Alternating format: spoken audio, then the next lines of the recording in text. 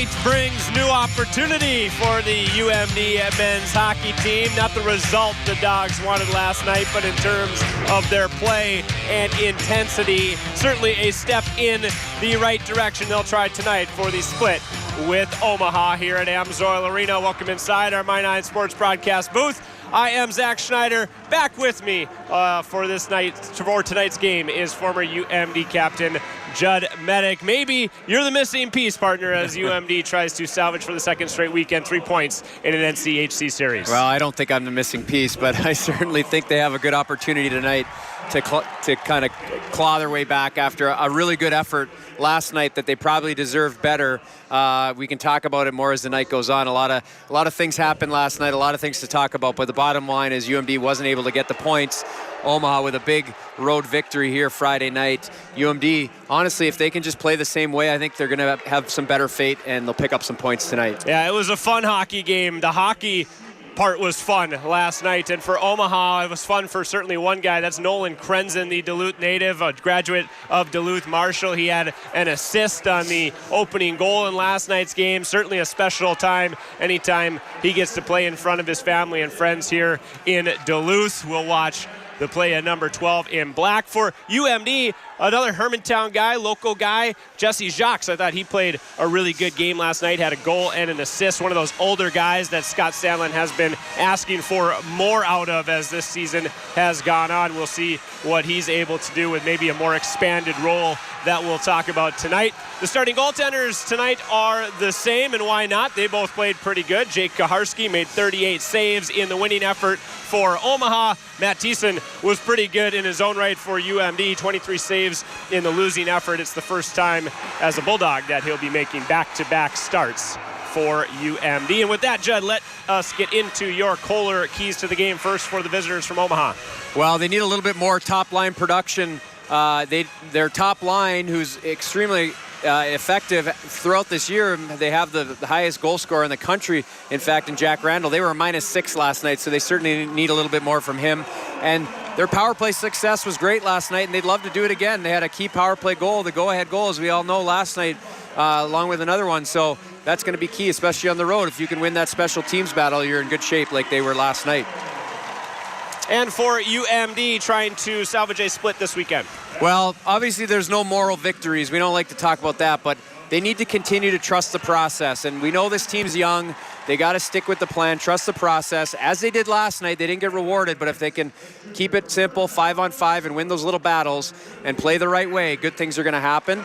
And obviously coming off a lot of emotions last night with the refereeing and calls, and not that we need to get into that at this point, but it was a factor, and it was an emotional from the coaching staff all the way out to all the players on the ice. So they got to keep those emotions in check and just play the game. You can't get caught up in that stuff. Yeah, certainly head coach Scott Sandlin before the game tonight said we are a young team, we are learning, but in the end, it's about winning hockey games, and he does need some of those older guys like a Jesse Jacques, like a Tanner Latterroot to step up in a spot here where UMD may need some of those veteran leaders. No question about it. I mean, a guy like Wyatt Kaiser on the back end, it's no secret that the defensive core of this UMD team is kind of maybe their weakness. So they need their leadership starting on the back end with guys like that. But yeah, absolutely. Jesse Jacques scoring a goal last night, his first of the year. That was a big one, a step in the right direction. Again, trust the process, play the right way, and good things are going to happen. Nebraska Omaha has never swept UMD in this building, AMSOIL Arena. They will try to do just that. Right after this, we'll drop the puck, Bulldogs and Mavericks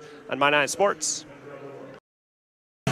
Tonight's game brought to you with the support of Essentia Health and Kohler Chevrolet Buick GMC. There you look at the line chart for the visiting Omaha Mavericks. Not too many changes up and down their lineup, maybe most notably Jacob Gavin out of the lineup today for the Mavericks. And for UMD, a couple notable absences.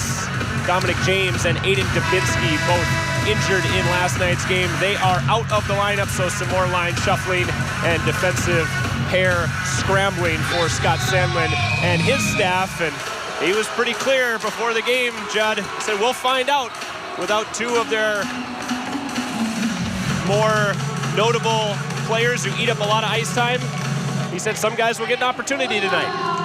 Yeah, it creates opportunity. Obviously, a little adversity for this team to go through after facing some early in the season already, but a big opportunity for some younger guys and the leadership, older guys to step up.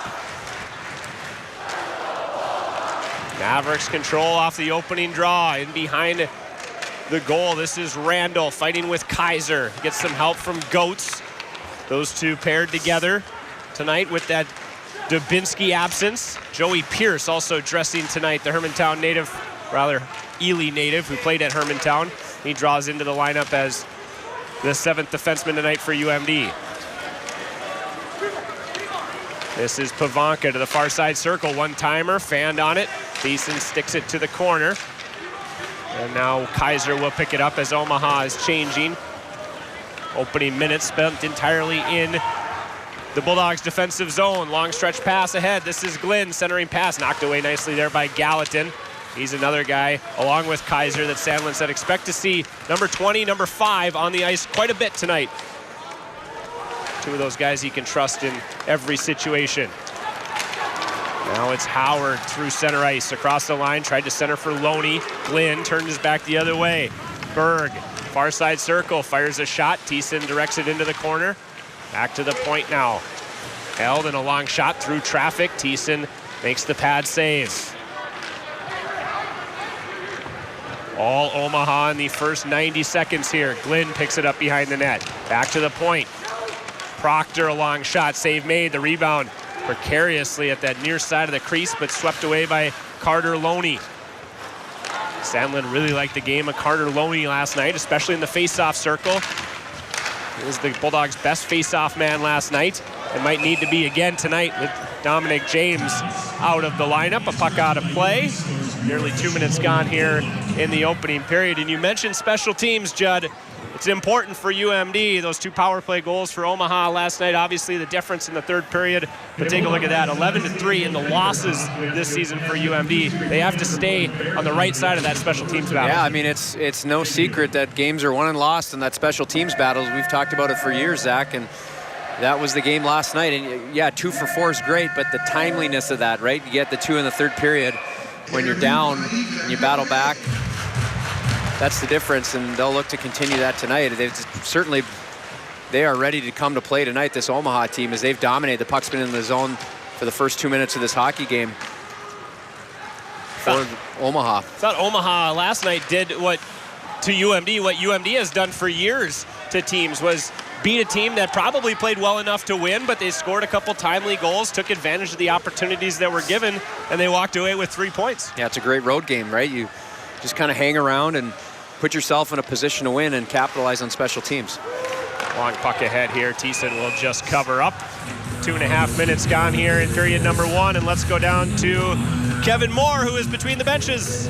Thanks, fellas. 0-0 game. Obviously, Omaha did win 3-2, but I thought it was a good game offensively, and for a good 60 minutes, UMD put up, again, frustrating loss for sure, but it's a long season. I remind Bulldogs country, they didn't sweep an NCHC team at all last season, so like I said, plenty of positives take away from last night.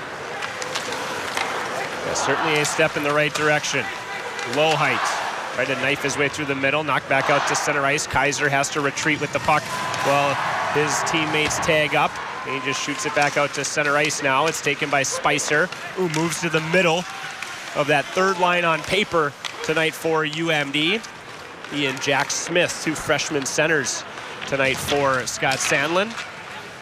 Jack Smith has played pretty well since he's been inserted into the lineup, coming back from an injury. He hasn't played many hockey games over the past year and a half. He's been battling a couple different injuries, but I like the game that 12 put together last night. Yeah, you know, it's a tough spot to be in. You know, being a center in this league is hard by any means, let alone if you're a freshman and you're coming off those injuries like you said, Zach, but he'll learn, he'll get better. You know, it's, again, trust the process, play the right way.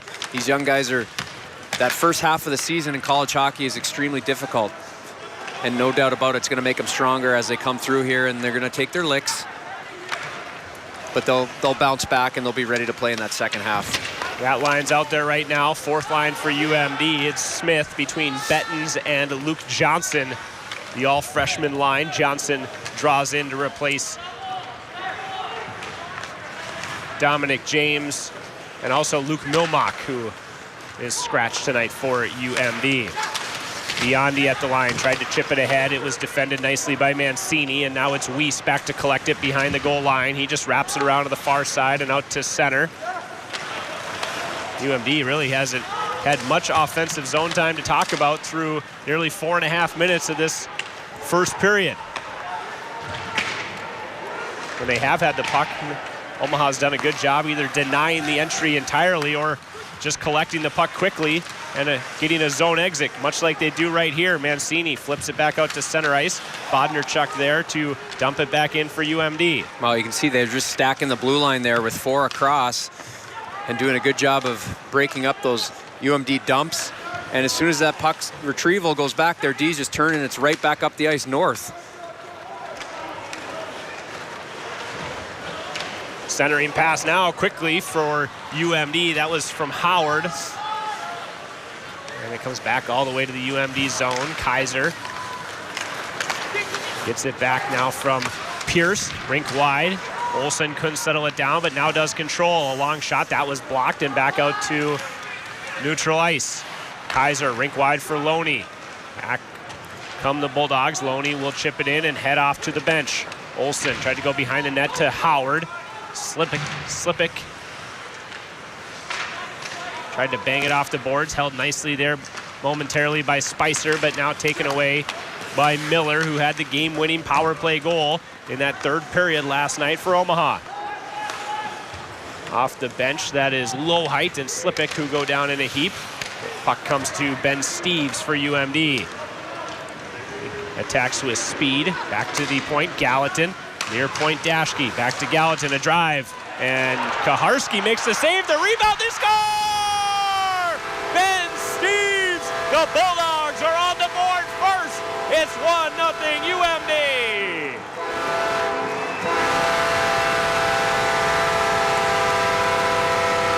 Wow, what a great goal. This whole play starts with Steeves. As we see the replay here, before this, Steeves jets through the neutral zone, acceleration into the zone, offensive entry into the zone. He gets the puck deep, down low, and then he turns and fires it low to high. He draws everyone to him down low, goes low to high. They go D to D, back to D for a one-timer, and Steeves parks himself right in front of the net like he should. After he moves the puck to the D, get to the net. You want to score goals, you got to get to the net, and that's exactly what he does. As that rebound Kaharski couldn't quite handle, that's certainly one he would want to have back, as he had it high up in the chest with his blocker, and somehow it dropped in behind him. You could see the student section just kind of jump up on their feet there as they saw something we couldn't with the puck sitting behind him. It's the 5th goal of the year for the freshman Ben Steeves. Boy, as he popped off the page in the first 12 games for the Bulldogs. 1 shot, 1 goal for UMD, and now a takeaway for Lowhite. He tried to get it to the middle to Steeves, but it was behind him, and the other way comes Omaha. You mentioned it, it was all Mavericks for the first 5 minutes, and really the first time that UMD had spent meaningful time in the offensive zone. They're able to pop the rebound past Kaharski. Opportunistic, to say the least, early in this game for the Bulldogs. Now it's Francis. He draws into the lineup. The puck hit the official, and the Bulldogs are able to get an easy dump. I think the officials have touched the puck more than UMD's touched the puck in this period so far, although they helped them out there. Now Rollwagon. He's an addition. Rather, he just moves to the right wing for Omaha. Tonight, Ray Fust added on to that 4th line for the Mavericks.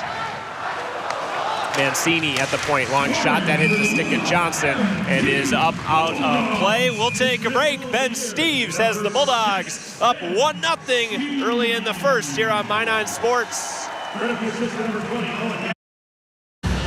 Hoops Brewing is the place to be before, during, or after UMD hockey games here at Amsoil Arena. Go enjoy some of the area's best locally crafted beer. Plenty of space, tons of games for both adults and for kids. Check out Hoops Brewing, an official watch site of UMD Hockey.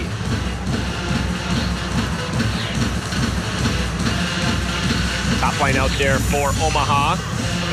This offensive zone face-off. Jake Pavanka, the 5th-year transfer from Notre Dame. So good in the face-off dot. He and Nolan Sullivan are really tough outs in the faceoff dot, and we saw that last night. They don't lose many draws, certainly not clean. And now it's Jacques the other way for UMD. A shot, and Kaharski makes a stick save. Kind of a bouncing puck that led to a fragmented 2-on-1 for the Bulldogs. Now another takeaway just inside the Omaha line. It's swept away from trouble by Randall. Kaiser will have to chase for UMD. Well, when you score an early goal like that where the goaltender fumbles a rebound like that, the message on the bench is, guys, let's shoot the puck from everywhere. Get pucks on net. He's not handling it well tonight. So you can see there on that opportunity, that last rush there, the puck went right to the net on that kind of delayed 2-on-1. It's not a bad play. They're in his head a little bit, so keep shooting that puck and good things are going to happen. It's actually one of the things Scott Sandlin pointed to before the game tonight was just put yourself in a better position for those second chance opportunities. He thought last night there were maybe 3 or 4 chances that the puck was there, but the forwards or the Bulldogs just weren't able to fight through being tied up or being checked. Ben Steeves does that tonight, and they've got a 1-0 lead. Comes out to the point, Gallatin holds. He gives it to Olsen, high slot. Puck popped over his stick, gives it back to Gallatin. He'll survey a long shot. The rebound comes to Loney in the backhand. He circles to the far corner. Back to the point, it's Dashke. Long shot again. That hit bodies, deflects to the far boards. Proctor, the first one there, and he'll chip it out. That will be an icing waved off as Dashke got to it just before it reached the goal line, and now it's an icing the other way as Pennington wins that race with Steeves. So an icing here on the Bulldogs. We'll step away for this message for our sponsors. In paint when your car needs repairs. Well, the first 3 minutes belonged to Omaha, but all of a sudden UMD turned the tables a little bit. They got that goal, and now it's been all them as they're doing a nice job moving that puck, and good puck pursuit when Omaha has tried to break out the last couple shifts. They've had a white jersey right in their face with a good stick, and that's the way UMD needs to play here. Tied up off the draw, and there's what I'm talking about. They're so tough on those tied up, those 50-50 pucks. Omaha's a team really good on the face-off circle. Well, and that's just it, Zach. Sometimes it's not your centers that's winning draws, it's your support staff, your wingers coming in, and that's exactly what they did there. Here's the goal scorer, Steve, stops at the half board, still controls the puck, gets it to Kaiser at the near point. Back to Francis, he loads and fires high on the glove side. Will Francis can really shoot the puck. He had a lane there to the goal and almost was able to put it over the glove of Jake Kaharski.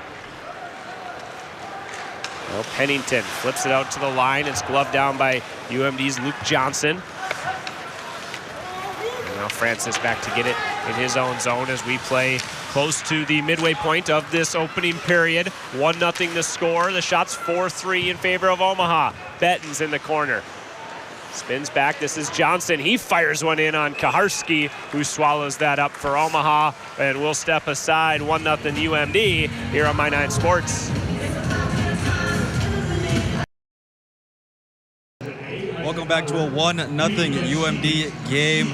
Again, it's Mo Bros night here at Amsoil. Purple stashes are out, purple ribbons are out. Coming up, we'll hear from one of the faces of the Mo Bros campaign. Last year, UMD raised over $10,000. We're going to do that again. Again, like I said, coming up, Will Francis at the intermission. Now, lots of the UMD players sporting their mustaches for the month of November. Hockey Fights Cancer Month, so we'll talk about that as the game progresses. You'll hear from both Will Francis and Zach Stayskull tonight, both of whom recently have been declared cancer-free. Certainly a more important fight than the one they have on the ice, but great to see both of them back and playing at full strength here for UMD. A puck out of play, and we'll step aside one more time. This message from our sponsors. Want to increase your brand awareness? Look no further than Soda Signs and Graphics. Well, the face-off will come to center ice here as we enter the second half of this first period. UMD has that 1-0 lead on that goal from Ben Steeves on a great effort by him up the ice. Entry into the zone, got it back to the D. Gallatin over to Dashke, back to Gallatin. And Steeves was parked right in front for a rebound that got through the goaltender, Kaharski. That's a little summary of where we sit, Zach. 3 goals that UMD has scored this weekend, Judd. None of them have been particularly pretty goals, but that's kind of the way that I feel this team is going to score goals all season long. They might not be on anyone's highlight reel, but if they can get enough of them, they might be a group that could make some noise later in the year. Now tripped up his ladder route, and UMD will get the game's first power play. Headed to the box, Johnny Tyconic for Omaha. Yeah, bad break there. Tyconic, excuse me, went for the puck there, but unfortunately got tied up in Laderou's skate. So you'll see here, puck chips up. Good job by Laderou to kind of use his body to protect that puck. You can see right here, Tyconic just reaches in, takes the skates out from Laderou, and we'll see UMD's first power play of the night. Talk about special teams. Well, this is a unit that UMD would like to get going. They started the season pretty good, kind of been flat for the past several games, 4 or 5 games. Last night, I thought the second unit generated more offense than this top unit. Olsen has the puck on the near side boards, tried to go across the box for Howard. Howard whistles it back to Kaiser, who kicks it in, and that's offside here on UMD. Well, UMD gained possession right off the bat here, set things up, and Howard with a one-timer that misses the net. Luckily, they get it back, but then they try to force a play through the middle there. That's where you just got to move the puck around the perimeter and wait, get the killers moving. And now we're going to see a penalty here on Isaac Howard. Not a good penalty, as he got tied up on the face-off and tripped up the Omaha player. It was a little kind of a soft call, I'd say, but again, you got to be disciplined. That's just unnecessary. You take a slashing penalty there. You look back at last night's game, Judd, and we did after it was over, all said and done. 3 of the 4 penalties that UMD took were in the offensive zone. Darian Goetz, the lone one that wasn't, and his was actually out at neutral ice. Another fairly offensive zone penalty for UMD certainly negates the power play. That'll drive a coach nuts. Yeah, I mean, it's a neutral zone face-off. UMD wins the draw, and Isaac Howard chops the winger's stick out of his hands for no reason as he's pursuing the puck. And it's an easy call for a ref to make. 4-on-4 here for the next minute and a half or so, and then an abbreviated power play coming for Omaha at the end, assuming nothing else changes.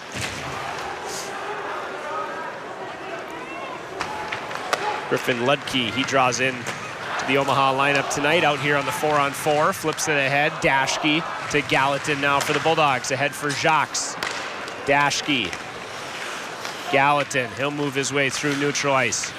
Puck kind of hops his stick, but he continues on, tried to center to Jacques. Ludke flips it around, and now Pavanka picks it up. 1 minute to go in the 4-on-4.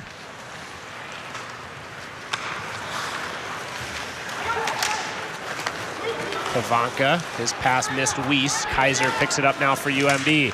Kaiser with some speed across the Omaha line, and they're in offside as Olsen, I believe, ahead of the play for the Bulldogs.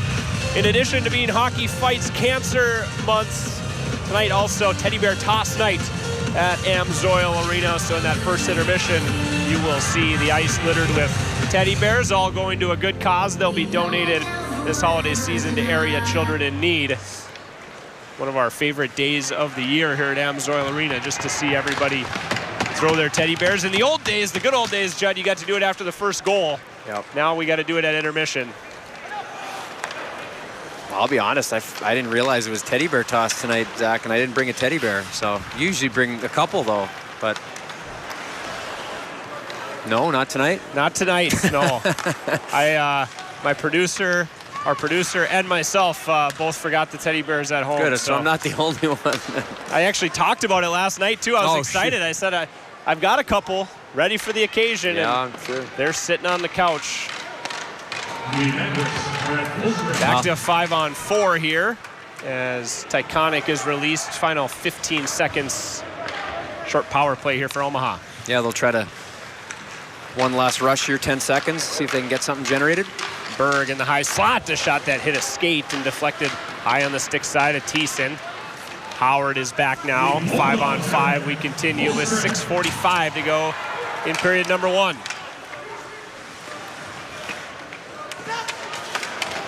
Good hold there by Krenzen, but it bounces into the body of Howard, who starts the charge. Now he's got Loney going to the net. Howard, nice pass to Dashke. He couldn't go skate to stick. Dashke controls, though, gives back to Howard in the far circle. Works his way to the high point. That shot was blocked.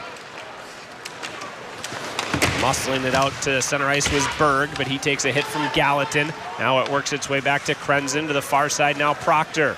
Rink wide, it's Rando who enters the UMD zone. Drop pass, this is Berg, a shot. That again hits skates in front, bounces back to Berg. Now Tyconic, a weak shot, and Kaiser fanned on the clear attempt. Mueller will beg off the forecheck and head off on a change for Omaha. So Kaiser an easy clear across the red line. He'll flip it in deep for the Bulldogs.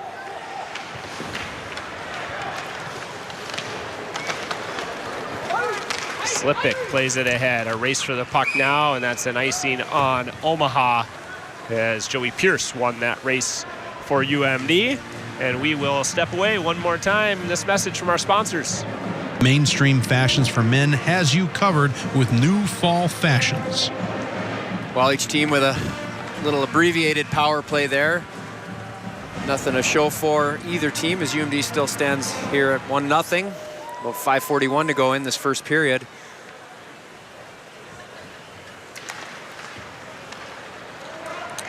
Omaha wins the draw. Tyconic pass ahead right at the blue line. Now shooting it in was Slipik.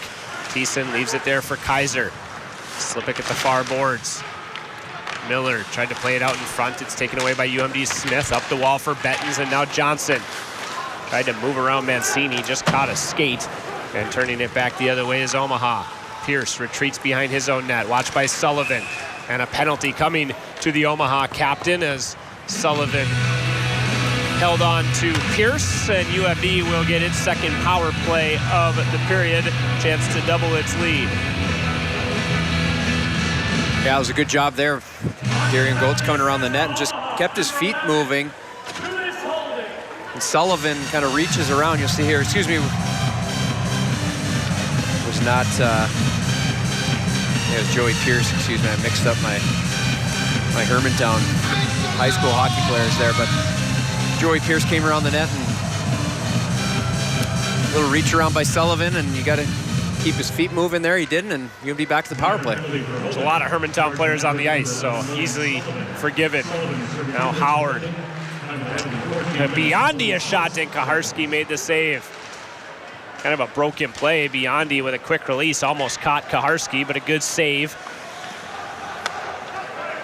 Keeps us at 1-0. Kaiser to Howard, one-timer. That hit bodies in front.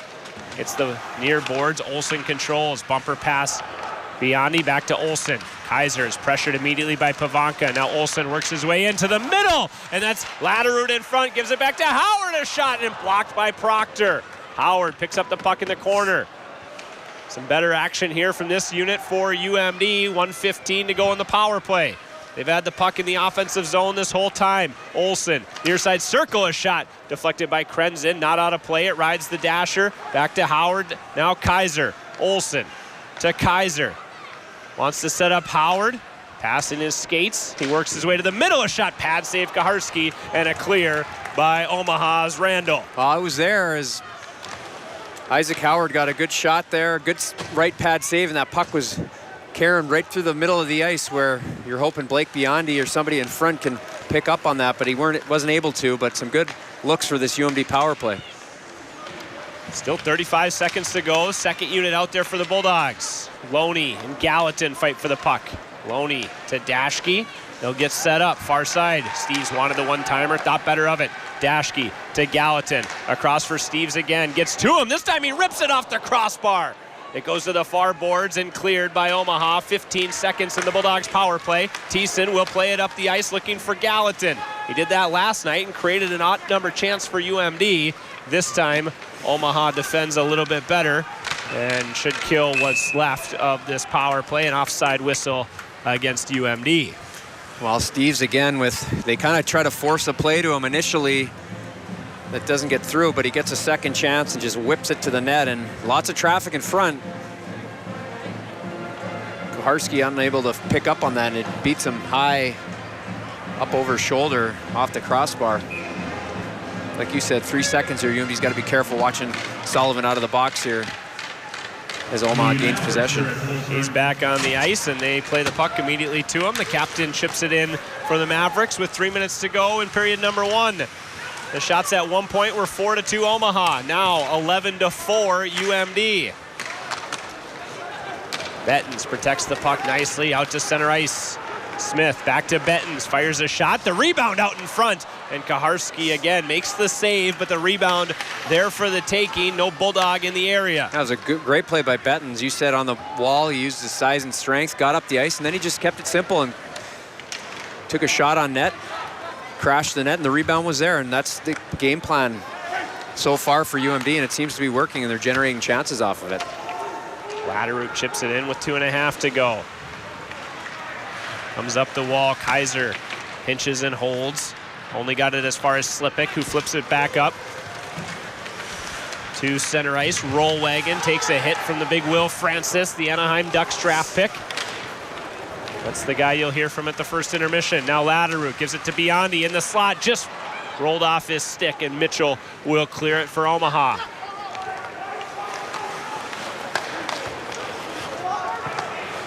Jacques plays it along the near side boards, takes a hit from Rollwagon. Latterroot helps him out. He picks up the puck and now gives it back to Gallatin. Gallatin rink wide. That's for Howard. Had to be careful on the change as Latterroot was exiting. Smart play by Howard there. He just kind of let the puck carry him off the boards behind him, out of the corner of his eyes, making sure the other player was off the ice. Olsen with a toe drag and a shot. That was deflected to the corner. Now it's Howard. Can't win the puck. It comes to the near side. Mancini. He'll flip to center ice. Dashke going to settle that one down back in his own zone with 1:15 to go in the period. Gallatin ahead for Loney, and that puck is into the Bulldogs bench. And we will take a break. 1:11 to go. 1-0 UMD here on My 9 Sports. UMD Stores has the area's largest selection of UMD wear and is open 7 days a week. Visit the campus store on Kirby Drive to see the newest gear for fans of all ages, or shop online anytime, anywhere at umdstores.com.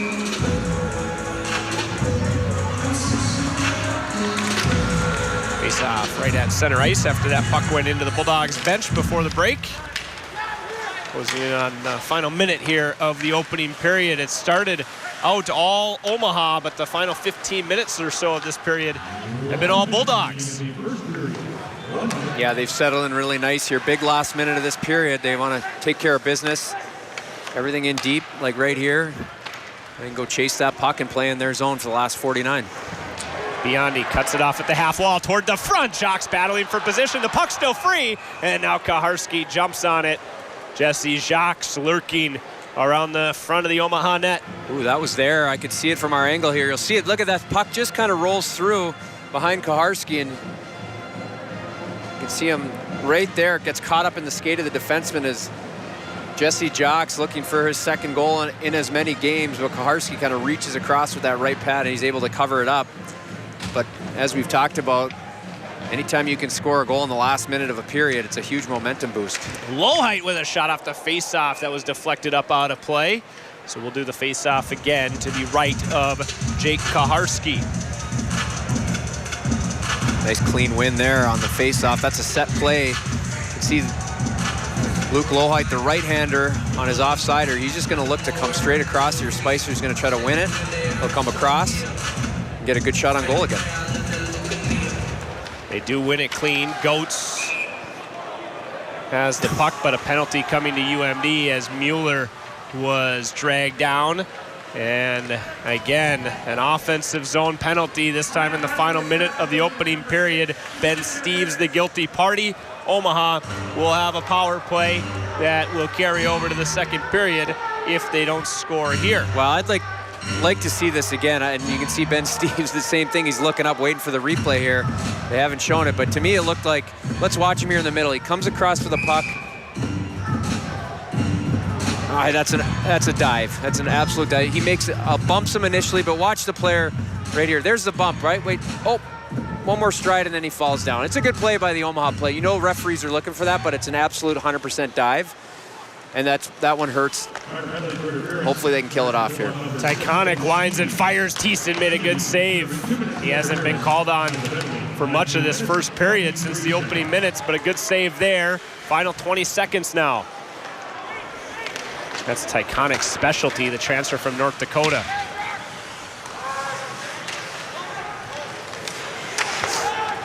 Now low height battles for the puck in the corner. 5 seconds left. This clear, actually nice hold there by Randall. Gets it to Tyconic, and it just hops the stick of Berg. I thought UMD was going to get a pretty simple clear, but a heck of a hold by Jack Randall created almost a last-second chance for Omaha there in the opening period. It's 1-0 UMD. The Mavericks do have a minute and 24 seconds, though, of carryover power play to the second period. We will take a break. The Super One Foods intermission report starts right after this on My 9 Sports.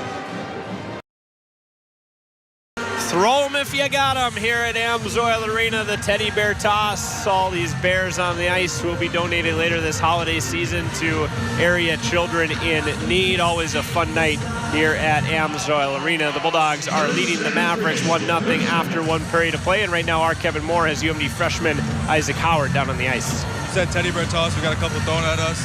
But going back to last night, I mean, it was a frustrating loss more ways than one. What was the message coming into this game? I mean, I thought our team overall, we played a good game. We played hard. We had, a ton of chances, but sometimes in hockey, that you can lose that game even when you play good. So just come back, play our game, and, I thought we had a good start to this game. And speaking of, you had plenty of chances. You had plenty of chances. We just talked. We feel one coming. How do you feel about it? Yeah, I mean, it's never bad to go through a little adversity in your career. Right now it seems like I can't buy one, but it'll come, and when it comes, it'll come in bunches, so. And little adversity, I mean, this has kind of been the season adversity so far. Trusting the process as a freshman, what's the message for you as a freshman, or what goes on in your head? Slow start for you after the first game, but what's the message for you? Yeah, I mean, just for me, I got to stay mentally tough, obviously. It's, we still got like 30 more games to go. And as a team, just keep building. It's still early in the season, but keep building, trust the process. We're at a great program, and we're a program that knows how to win. So just keep going. I appreciate it. Good luck in the second. Thank you. Zach, trust the process. They're a great program. Like you said, long season, but this game they're up 1-0. Yeah, thanks very much, Kevin. Trust the process this season for UMD. They've got a lot of young players, new players to the system, even if they have some experience like a Derek Daschke. Matt Thiessen has played really well when he's had his opportunities. But for a guy like Isaac Howard, Judd, who comes in, he's a first-round draft pick, he's highly touted, he's got the world of expectations coming to a program like UMD. Maybe he hasn't jumped off the page the way that some would have hoped in his opening 11 games, but you can see the potential that he has, and he's not only got a long season ahead of him, but hopefully a long career, not just at UMD, but maybe at the next level. Yeah, I mean, you can think back. You think of a kid like Matti Niskanen, who came here, similar situation, kind of a first-round pick, so highly touted, such raw talent. And it took him 2 years to kind of figure out how to play at this level.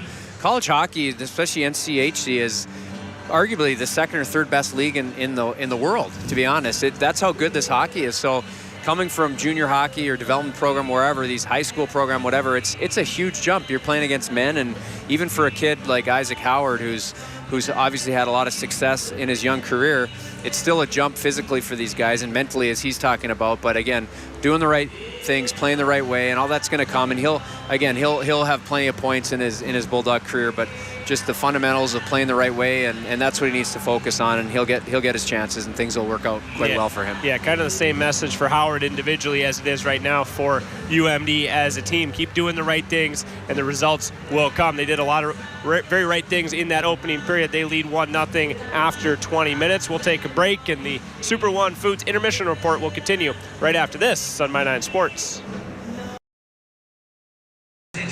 Welcome to the first intermission report. Bulldogs up 1-0. There's no question last year was a tough year for defenseman Will Francis, diagnosed with leukemia, missing almost all of last season. But in June, he rang the bell, showing the ultimate willpower, defeating cancer, and now he's back on the ice playing the sport he loves.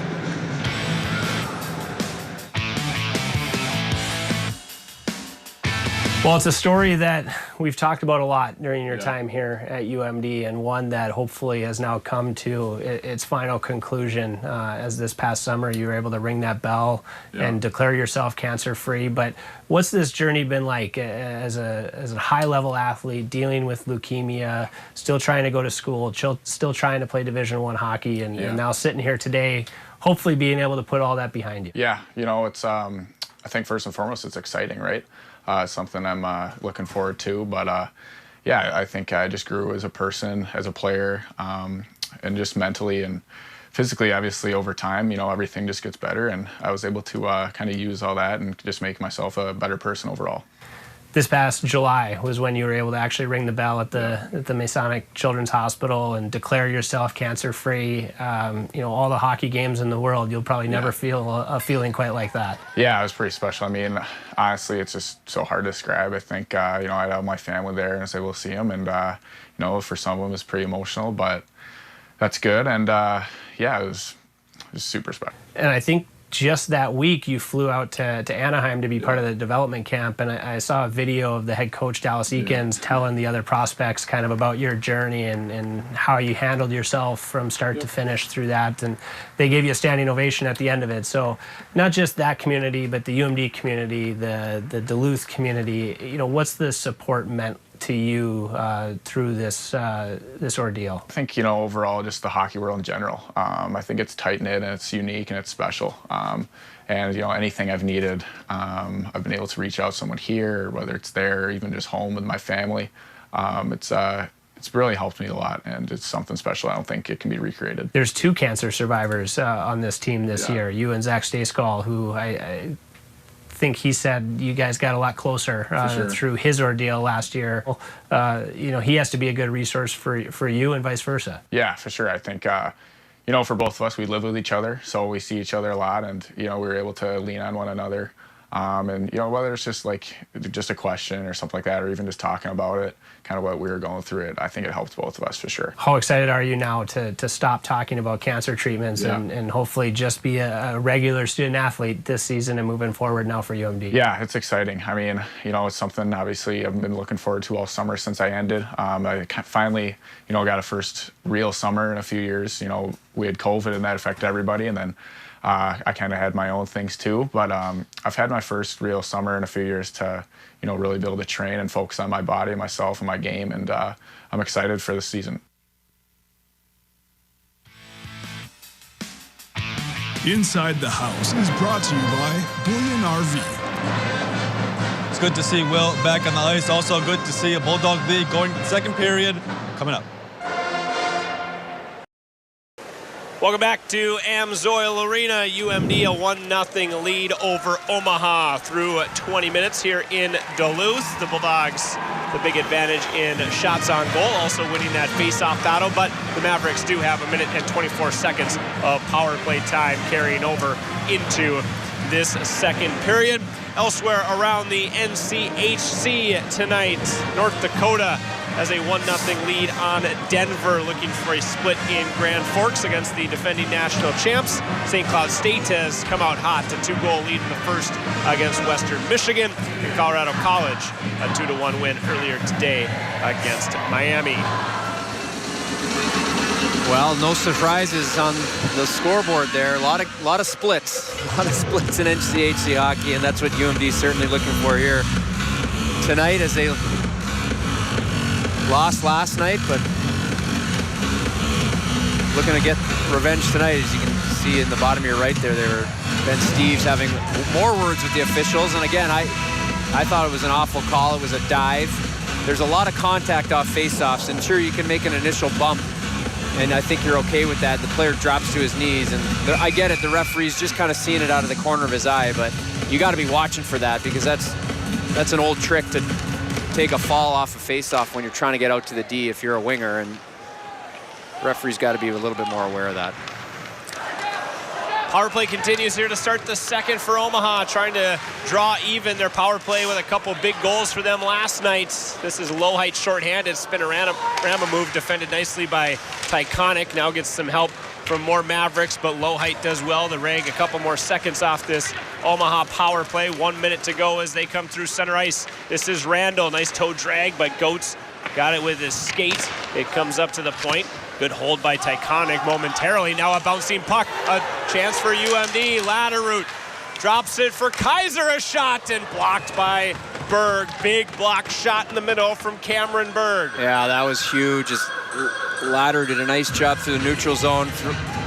Throws it, and I'd like to see Kaiser maybe take one more step, little fake shot, or move it over to Darian Goetz, who is on his one-time side there. I mean, sure, we can nitpick that. It's a 3-on-1 shorthanded. You'd love to see a goal there. That would have been huge, but UMD unable to get a shot on goal off that one. Remember that as this game continues. Some of those chances don't come around often in games like this. That one by the wayside here for UMD. Latterroot pitchforks it in, bouncing in on Kaharski, and Jocks read that play nicely. But lost the puck behind the net. Back the other way comes Omaha. Mueller, nice move to the middle, and the backhand saved by Thiessen. Great save from UMD's goaltender, but what a move from the sophomore forward, Ty Mueller. Yeah, not good there defensively as Joey Pierce got walked around there, and you can see Thiessen with a nice glove save. I think that puck might have been going wide, but nonetheless, Mueller with some nifty stick handling there off the rush during this power play. He had one of those power play goals in the third period last night. That was the equalizer to get them to 2-2 before Matt Miller got the eventual winner later on. Clear here for UMD. That should just about do it on the Steves penalty. And we'll be back to 5-on-5 as Davis Pennington starts from behind his own net. Ahead at the line, losing the puck, but getting it back now was Mueller as he tried to stick handle his way past Darian Goetz. He's back to the point. Mancini winds and fires, hit a stick, deflects over the crossbar. Sullivan with it along the near boards. Comes to Mueller, tried for Glynn in the face-off circle. Comes back to Pennington at the point now for Omaha. Long shot, that was deflected to the far side, and Mueller just couldn't quite get a stick to it. Sullivan, power move to the top of the crease area, but the puck nicely poked away by the UMD defense, controlled by Loney. Ahead for Steves, tried a one-time pass to Olsen, who comes, gets it, and they're in offside at the Omaha line. We mentioned it's Hockey Fights Cancer Month, and Kevin Moore talked about the Mo Bros. There they are. Jesse Jacques, Luke Milmock, Luke Lowhite taking on the charge that was led last year by Ben Pat to raise some money this month to help support men's health. Both teams tonight are wearing some accents of purple in their uniforms, whether it be tape on their stick, tape on their shin guards, wherever it is, to aid in the awareness for that cause. And certainly the two guys on UMD's team, you heard from one, Will Francis, and you'll hear from the other at the next intermission, Zach Staskal, who have gone through cancer treatments. This month means a lot. Last year they were able to raise over $10,000 as a team. It's just crazy to think two players that have gone through cancer treatment on a college hockey team. Just what are the odds of that? But the adversity and the perseverance of those two young men, it's a pretty cool story. Mentioned last night, both have said that they started to feel like themselves right as the summer was ending. Will Francis, his journey was a little bit longer, about 2.5 years. He went through chemotherapy while battling leukemia. Was able to declare himself cancer-free in July, and now a penalty coming to Bettens in the neutral zone as he threw a hit on Tyler Rollwagon. The crowd here does not like it. Not sure what the call is. Take another look at this, Judd. He does nothing wrong here. He's got his head down, his shoulders down. Maybe he jumps a little bit, but he lays off. What is he supposed to do there? That's the second questionable penalty against Kyle Bettens after he was penalized in the third period last night that led to that eventual game-winning goal for Omaha. Number 24, 2 minutes, indirect contact to the head. I think look at the replay. There's no contact to his shoulder. What's he supposed to do? He's sick. Kyle Bettens is listed at 6'3". Tyler Rollwagon 5'11". And Omaha will be back to its third power play of the night. It's just unbelievable how bad of a call that is. This has, to put it nicely, not been a good weekend for the officials. Tyconic winds and fires. I think that got through to Thiessen as Miller provides the screen. Tyconic has it again at the point. Tyconic sweeps it along to the near side. It's Weiss. He's pressured by Lowhite. Tyconic, long shot that missed over the crossbar. Off the boards, it caroms to Berg. Nice play off the boards from Berg. Comes to Weiss in the circle, walks right in. Delays the centering pass. That was knocked away by Thiessen and cleared as far as Tyconic, who holds for Omaha. 1:20 to go in the Mavericks power play. Miller, watched there by Loney. Gives back to Weiss. Tyconic moves to the middle. Weiss to Tyconic, a drive, saved by Thiessen, and he hangs on for UMD. Well, nice puck movement there by Omaha, but UMD doing a great job. Stops and starts, straight lines, good sticks in lanes. You'll see right here, they'll throw it back. See him fronting right there, clearing the front of the net and allowing Thiessen to make that save. These are the ones where you just hope UMD can kill this off. It's an awful call. I'd like to see the hockey god shine down on him a little bit here and reward him with a good penalty kill here. Face off to Thiessen's left after that glove save. It works its way back to Pennington. Good face-off win for Omaha. Mueller centering pass deflects to the far side. That's LeMay, who couldn't quite get a shot off on the rebound. It comes up the near boards now and out to center ice for the first time on this Omaha power play with 50 seconds to go as they retreat in their own zone.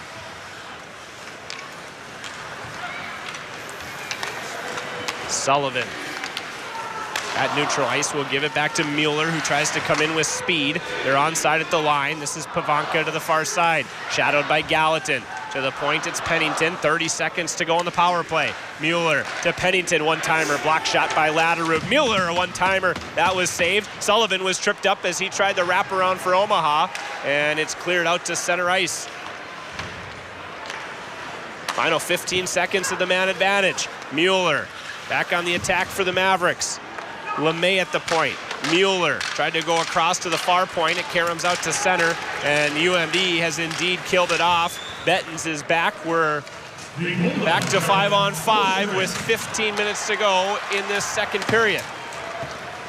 Well, huge kill. Justice is served there for UMD. Now they need to obviously stay out of the box and go 5-on-5 here and get back to work and all the success they were having in that first period. Now it's Loney. He's got some numbers with him. Gives it to Olsen. A toe drag to the middle and missed on the glove side did Olsen.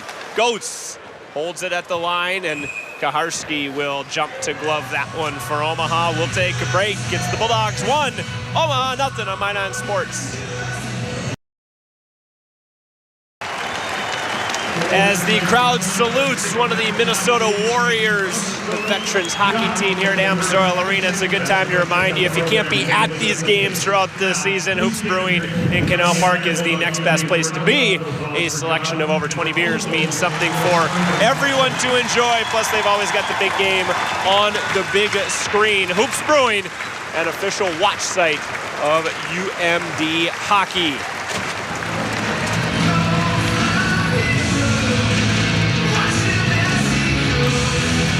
Well, back to work here. In the second period, UMD just killed that off. It's 14:21 to go here. Lots of time left in this game. That was a big penalty kill. I'd like to see UMD kind of establish that 5-on-5 play again here and get that next goal would be great. 5-on-5, I think the shots last night were 30-15 in favor of UMD. So 5-on-5, they had a really good game last night, but so often, as you said, at the Open, Judd, is these games come down to special teams. So far, the penalty kill has done its job for UMD. Goetz, a long shot, tipped in front. The rebound beyond. He went over the crossbar. Krenzen moves it ahead for Randall. Goetz tried to pinch. It comes back for Proctor. Slides it ahead for Pavanka. Has Weiss with him a shot, and it scores. Jake Pavanka ties the game at 1 for the Omaha Mavericks. Well, 2-on-1 for Omaha. Pavanka shoots the puck, and Thiessen gets most of it, but it just trickles through him here. You'll see the pinch up in the neutral zone. Pavanka comes in, goes 5-hole on Thiessen. It just slips through. Big goal there for Omaha to tie this game up at 1. The New York Islanders draft pick, a transfer from Notre Dame. Pavanka's dad, Michael, played a long time in the NHL. The Washington Capitals. He had 599 career points.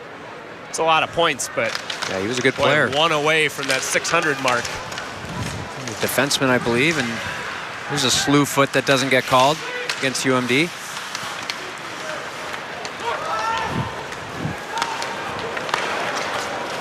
Glynn has it now. Rolls off his stick. Gallatin controls for the Bulldogs. Gives to Dashke. He gives it to Loney. Comes through neutral ice. Ahead for Olsen. Olsen top of the far circle. Tried to go in deep. It's taken away by the Mavericks. 3-on-3 as they come through center ice. Mancini shoots it in. Takes a hit from Olsen for his trouble. They're changing behind the play. Loney able to exit only as far as Sullivan, though. To the far side, it's Howard who picks it up for the Bulldogs. Howard's exit pass bounces to Sullivan, a shot right in front. The rebound free, and Sullivan runs over Thiessen. No call coming here, and the Amsoil Arena crowd is livid. This is Krenzen, far side circle, a shot. It pinballs around in front and bounces away. Very similar to the play we saw last night involving Wyatt Kaiser. Not as forceful, mind you, but certainly could have been easily called. As play continues, this is Slipik. He plays it in behind the UMD net. Francis off the dasher. It bounces to the middle. Sullivan picks up the loose puck, a long shot. Stick save made. The rebound free. And it comes to Gallatin, who clears it for trouble for UMD. Steves can't get it around Pennington. The Mavericks buzzing a bit after that Pavanka goal. Francis relieves some of the pressure, flips it ahead. Low heights in ahead of the play. And with an offside whistle, we will step aside for this message from our sponsors. Choose Ogston's Body and Paint when your car needs repairs. Well, a couple close calls at the UMD end once again, but good couple of saves there by Thiessen. Omaha with some little momentum here. UMD just got to keep their emotions in check here. We got to, after that power play opportunity for Omaha, they've played a pretty good period so far, and to get that equalizer, and UMD just needs to settle down and play their game here like we talked about, the process and keeping emotions in check. Johnson was tripped up, came to Smith, who got a shot on goal. We continue on. Francis rides it around the boards. Bettens wins the battle behind the net. Johnson wanted it in the center, didn't get it. Kaiser walks the line nicely there for UMD, leaves it for Francis, long shot. That caught Kaharski up high, the rebound free, and it's swept away. Kaiser holds for the Bulldogs, moves to the middle, a long shot. That was blocked to the corner. Now it's the Bulldogs' turn to buzz a little bit. Fourth line providing a good shift here for UMD. Bettens blew a tire in the corner. It comes to Smith, who holds. He works his way along those boards. Now it pops free for Omaha, and they will clear. This is Mitchell through center ice. Long shot wide on the glove side of Thiessen. Weiss, who is 1 point away from 100 points in his career. So far held off the score sheet this weekend, but the next point he gets will mark the 100 plateau for him. It's a player that's provided plenty of problems, and now a penalty coming to Omaha as Pavanka slid into Thiessen. Actually, it's coming to UMD, as they are going to say that Will Francis upended Pavanka. Now Will Francis again knocks down Pavanka. We'll see if it's 2 penalties coming here to UMD. Boy, oh boy, this has been Not the Bulldogs, actually it's Darian Goetz who's going to the box, not Will Francis, and Omaha will be back to the power play. Well, what happens is the Omaha player comes in, you'll see right here. I mean, he drops without even being touched. Once again, I mean, it's unbelievable. He literally just slipped, his feet slipped out from under him. I don't think Goetz even gets his stick on him by the time he falls. Watch, he just falls down into the goaltender. These guys are just unbelievable this weekend, Zach. I know you talked about it last night, but it's just too bad because we have a good hockey game going here. It's just soft calls after soft calls, and Scott Sandlin better be careful here so he doesn't add to the problem as he lets the referees know what he thinks of that fourth line for UMD came out and had the puck in the zone. I saw 3 potential penalties that could have been called. That's consistent with what's been called tonight. Nothing gets called. It's good hard hockey. Probably doesn't need to be called. It's a good game. And then something like this comes back and a little softy like that gets called. And it just ruins the pace of the game, unfortunately. So UMD's got to kill another one off here. Comes back to Tyconic at the point for Omaha. Their 4th power play of the game, a chance to take a lead. That's a block shot for Loney, who will clear for the Bulldogs. I said it last night, Judd, and I'll say it again. And we know that everybody watching who's a UMD fan will agree, but those of you who are watching on NCHC TV who are maybe Omaha fans, we don't want to be talking about the officiating. This has been a really good series, I think, and you said it, it's too bad that it's been overshadowed at times by some of the inconsistency that the officials have provided. But Omaha with a big chance again to take advantage. Tyconic gets it back middle point. Wines instead gives to Weiss. Now to the far side. Settling it down there was Berg. It's knocked away by UMD's captain Latterroot. It got out of the zone just barely. Tyconic doesn't like that call. I didn't like that either. That looked like he did a nice job to keep that in, but linesman was in a good spot. Obviously saw something we didn't. And minute and 1 second here. It's hard to tell from that vantage point, but he's close. He's close. Good hustle by Tyconic, and you can see why he didn't like the call, because it would have put UMD in kind of a scramble mode with Latterroot chasing the puck out near the blue line and having to get back in position. That's when good things can happen for a power play, when you get the penalty killers kind of out of their shape and out of their structure defensively. Still 45 seconds to go, though, as Mueller shoots it around for the Mavericks. LeMay cuts it off at the half boards. Dashke off the glass and all the way down for UMD. Past the halfway point now of period number 2. The shots 18-16 UMD. The score 1-1 with 30 seconds to play in this Omaha man advantage. Mueller tried to tip it in, only got it as far as Gallatin. Olsen fights for it at neutral. It comes to Dashke, who will rag some time and send it the length of the ice for UMD. It's in on goal, so Kaharski leaves it for Pennington. He's pressured immediately by Smith for UMD. Almost a bit of a nonchalant play for Pennington and Kaharski. Smith almost was Johnny on the spot. Back to 5-on-5 as Goetz is released. 8.5 minutes to go, period number 2. Well, another huge kill there for UMD, fighting through this adversity. They've only had 4 shots on goal because they've been shorthanded for a few minutes. See if they can get some going here and just get pucks to the net like they were in the first period. This goaltender still, Kaharski, he's made some saves, but he's looked a little shaky, and including that first goal was a bad rebound. We'll see if they can crash the net and make something happen offensively. Mitchell hits the trailer. Glynn, block shot there. Pushed to the ice was Glynn, and now it's Olsen the other way, ahead for Jacques. 3-on-2 as they cross the line. It's Olsen, a shot blocker saved by Kaharski. Olsen from his knees back to the point. Dashke, a shot that was blocked by Slipik, and he clears the zone. He and Dashke battle. Slipik will peel off and head to the bench for a change. Gallatin tipped in by Jacques. Steves on the forecheck. Proctor tried to wrap it around the boards. Gets some help now. Steves, though, takes it away. A shot. Kaharski fought that one off with the glove. It bounces to the far side. Dashke to Lowhite. He spins away from pressure. You can kind of sense another gear here for the Bulldogs as that pass to the point didn't connect with Dashke, and now it's Gallatin back in his own zone for UMD. Good couple shifts here after the penalty kill for the Bulldogs. Toward the middle, it's Steves on the backhand. Couldn't quite get it within reach. Now gives it to Francis. He walks in, a shot that was blocked by Randall. Wow, the acceleration of Ben Steves is incredible. We saw it on that first goal, him gaining the offensive zone with the puck, and he did it again there where he just darts through with 2 or 3 strides. He's got such a good stick as well. Exciting to watch from the freshman, one of these other exciting freshmen for UMD, creating offense. UMD's had a bunch of shots blocked in this period, Zach. They got to find a way to get pucks through from their point. Their defenseman, Dashke, was the last one.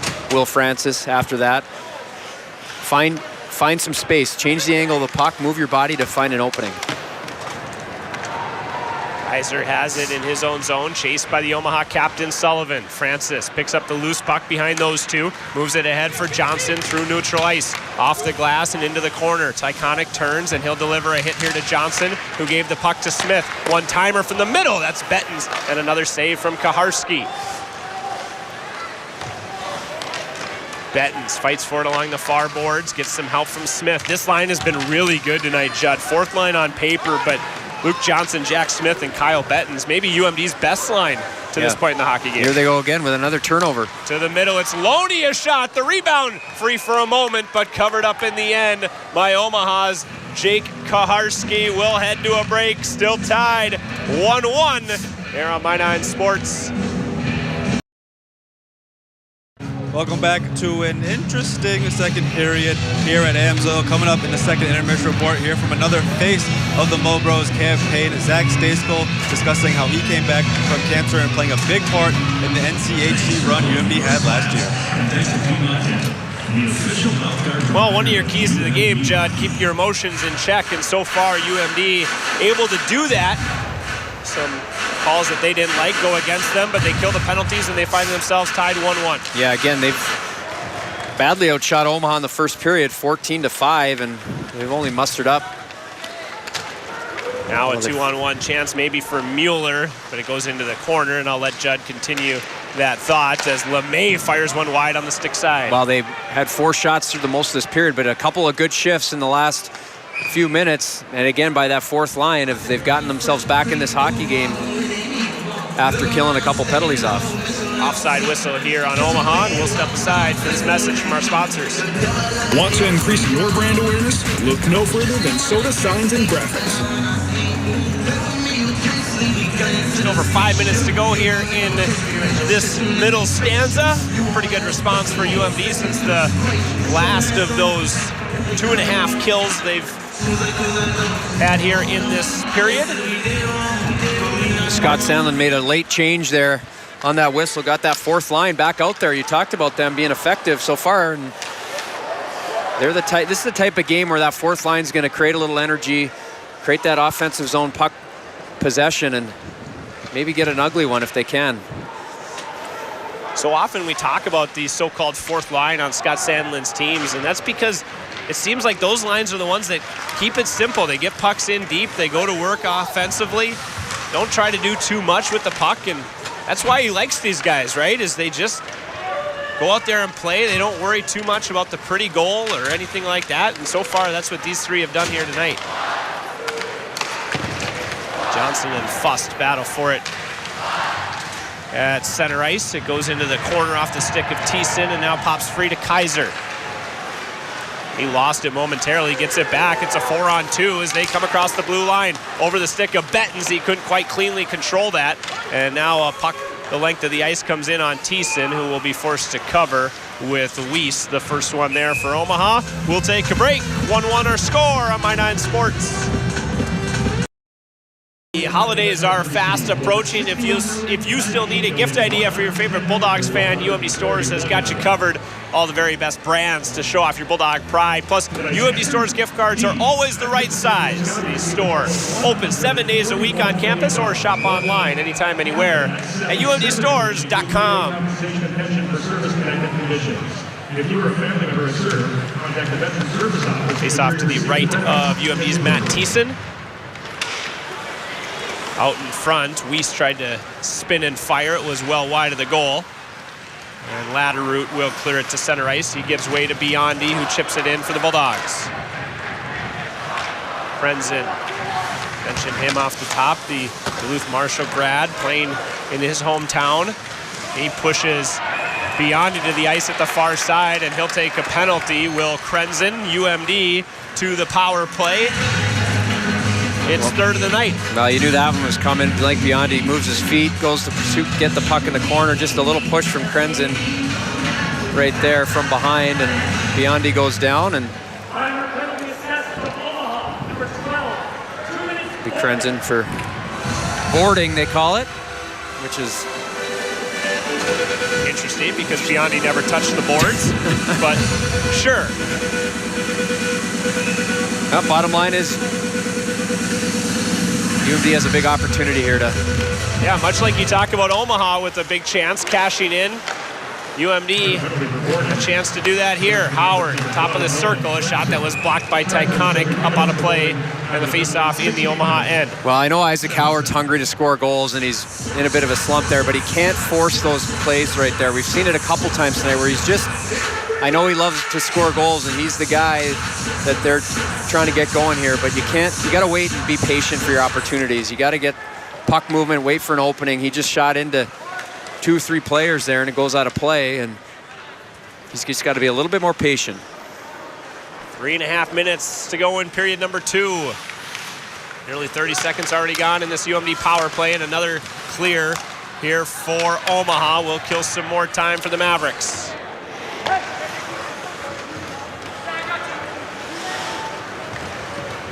Olsen to Howard, across the line. 1-on-2 on the near side boards. Taken away by Omaha, cleared as far as Kaiser, who holds. Latterroot to Howard, middle for Biondi. He had his stick tied up at the last moment. Now Olsen a shot, tipped in front, the rebound free at the far side, and Kaharski's got it for Omaha. 1:04 to go in the UMD power play. We'll step aside briefly. This message from our sponsors. Mainstream Fashions for Men has you covered with new fall fashions. Well, the Bulldogs able to gain possession off that zone entry finally. Good at 3 on the puck. Blake Biondi knows his role. He wants the shooter in the middle, but until they get that puck, he's got to go help support on the boards until they get it. And they did that, got it back to the point, and they had a pretty good opportunity. Second unit out there for the Bulldogs with 1 minute to go on the power play. Into the corner, now behind the net they go. 3-on-3 battle there. It comes free to the far point. This is Dashke. Walks to the middle. They'll get set up with 45 seconds on the man advantage. Dashke to Steves. Wanted to fire on the wrong side of his stick. Gallatin has it. Far half boards. Tipped in front by Loney, and Kaharski puts the glove to it. Good tip in front from UMD's Carter Loney. Yeah, nice job. Loney and Lowhite in front of the net. Both in their forehands. You see the puck thrown at the net there. Kaharski did a nice job to find that puck, and 0 rebound whatsoever as he jumps right on that in the blue paint. UMD hungry in front, looking for a rebound. Face off to the right of Kaharski.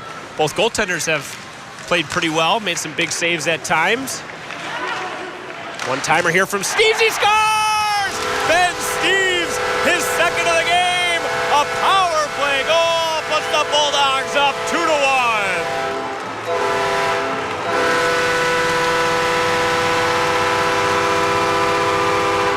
Well,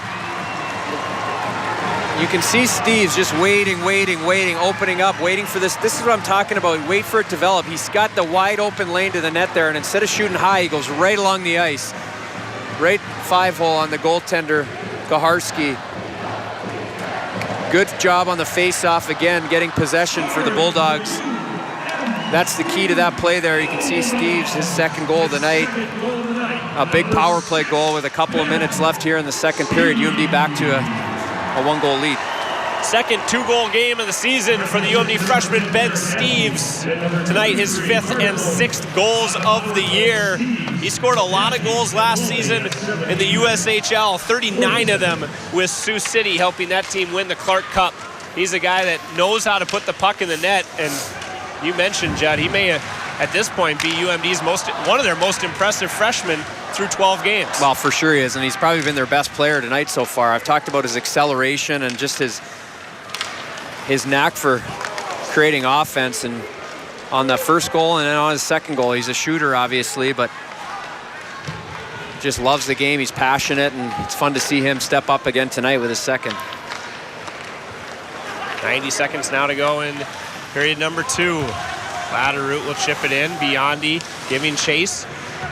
UMD changing behind the play here. Now gets some support. It's Loney. Angles it back to the point. Gallatin in the circle. It's Howard. High in the zone. Long shot. Kaharski does well to find that one with Blake Biondi battling with Griffin Ludke right at the top of his crease area. Look and see Howard again. He's just, I mean, it's fine to throw that puck on net there. Kaharski can see that, but what he should do is bump that to a flank, somebody who's open, and then open himself up again to get it back against the flow.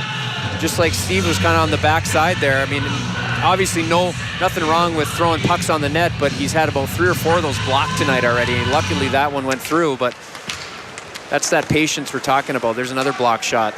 Gallatin with this one.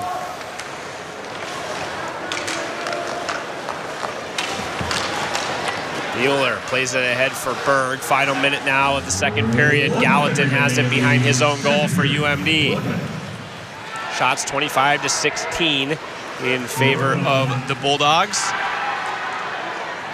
Going to end up pretty even here in the second period after being pretty heavily lopsided in Omaha's direction early on. Proctor chasing Gallatin behind the goal. Berg tried to wrap it to the point. No one there as Proctor was in deep for Omaha. So Krenzen back to chase. He's shadowed by Howard. Spins away from that trouble and now starts the charge. Time for one last rush for Omaha. Tipped in by Miller. He and Kaiser behind the goal of Matt Thiessen. Pops Frida Olsen. He moves it ahead. This is Lohheit. Tries to sidestep the hit of Mitchell and cannot. Bouncing puck back in UMD's direction. Final 10 seconds as Kaiser picks it up for the Bulldogs. Spins away from Miller. He'll be content to just wind the period out, and that's what they'll do. The second period comes to a close with UMD leading 2-1, a goal each way in that middle period. Jake Pavanka first drew Omaha even, and then a power play goal for Ben Steeves, his second goal of the night as the Bulldogs up 2-1. The Super One Foods intermission report starts right after this on My9 Sports. 2-1 Bulldogs. They lead the Mavericks after 2 periods here at Amsoil Arena. And right now, our Kevin Moore has UMD fifth-year senior forward Jesse Jacques down on the ice. Jesse, you guys weathered the storm. It was kind of a frustrating period for you guys in the middle of that, but you weathered the storm. You got a goal from a young guy. What's that like, just getting that goal from Ben, his second of the night, and weathering the storm? Yeah, I mean, obviously Ben's flying out here. He's playing good for us, so obviously him getting 2 goals is huge. 2-1, but yeah, I mean, we got to stay out of the box, kind of like yesterday. It's going to be chippy, but yeah, just find a way to play 5-on-5 and stick to our game, and I think we'll be all right. Is that the message? Just stay poised. As a really young team you guys have, is that just stay poised? We're up 2-1. As long as we're at the box, the way we've been playing 5-on-5, we'll be good? Yeah, 100%. Just like I said, 5-on-5, just establish. Oh, sorry. Just keep establishing ozone time and just, yeah, 5-on-5 hockey. And your line played really well last night. You guys have been shifting lines around all season long. Is there something that you guys felt as soon as you hit the ice? Yeah, I mean, I feel like we just kind of flipped the switch, me, Latterroot, and Biondi. So, yeah, we've been flying around, playing really well. So we want to continue to do that. All right, good luck in the third. Thank you. Thanks. Bulldogs weather the storm, go into the third period 2-1. Yeah, thanks very much, Kevin. And obviously the Bulldogs want to play as much of this third period 5-on-5 as possible, stay out of the box if they can. But certainly they've been a team that I think coming into this weekend, I said, has to learn how to respond within a game itself to some adversity. They had let things snowball last Friday night against Colorado College. We saw that earlier in the year against Mankato, but they've responded well to some hard things this weekend. Yeah, and that's a maturity thing for sure. Learning how to win hockey games, it's not always the same formula.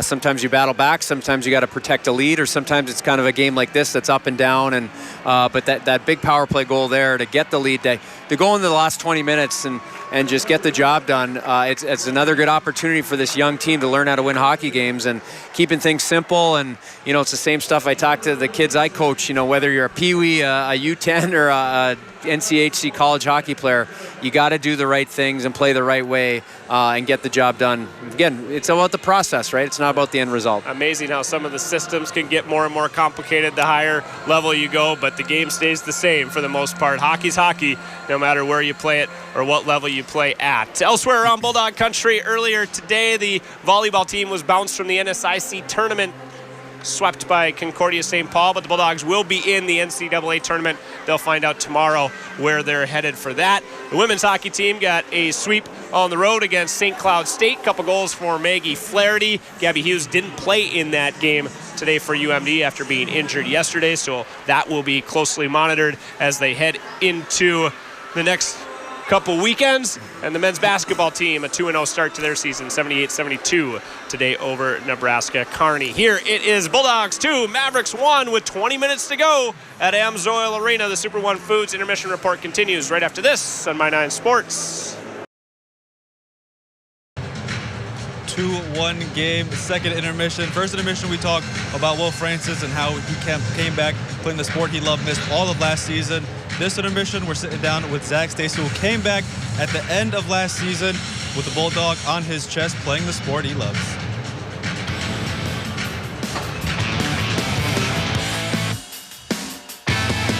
It's a story we talked about a lot last year with you, but to go through what you did, from the diagnosis of testicular cancer to your treatment to returning to the ice and playing college hockey again, all in the span of a couple months, that's a lot.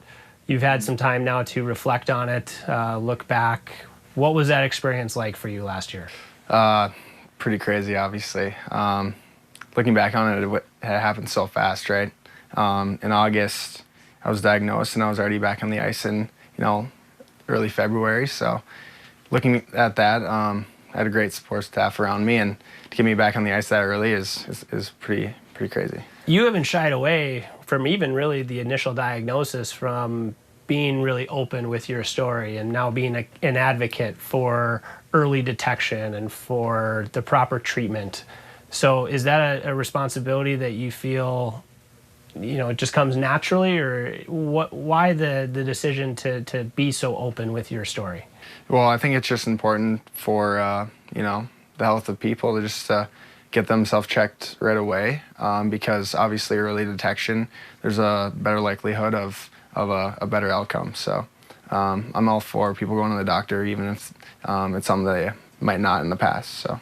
One of your teammates, Will Francis, has had a well-documented battle with cancer as well. His was a little bit longer. It took him about 3 years, but this past summer he was able to declare himself cancer-free. How close did you two get through your journey and through his journey? It's not something that everyone can actually relate to and know the emotions and everything that you're going through. So the two of you, not that you wanted the other one to be going through it, but it had to be nice to have somebody on the team that could relate to you. Yeah, absolutely. It's nice to have somebody in your corner, just asking questions through the whole thing, right?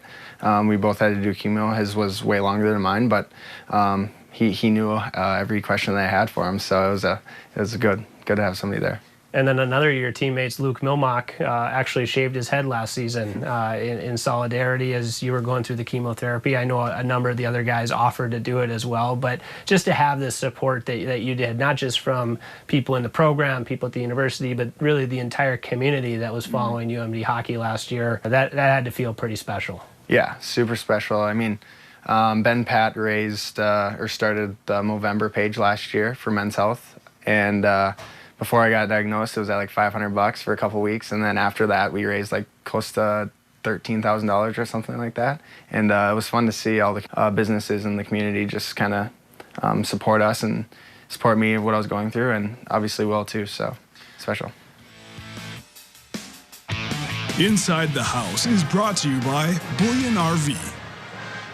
It's easy to take the little things for granted, but looking at Will and Zach through this season just makes you embrace the little things and appreciate every day. And I appreciate a Bulldogs lead 2-1 going into the third period.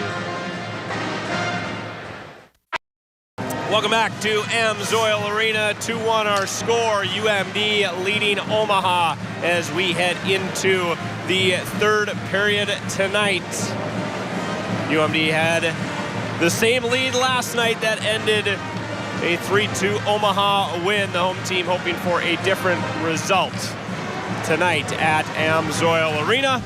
Elsewhere around the NCHC, Denver and North Dakota tied 2-2 near the end of the second period. St. Cloud State looks en route to a win tonight over Western Michigan at home, and Colorado College knocked off Miami earlier this afternoon.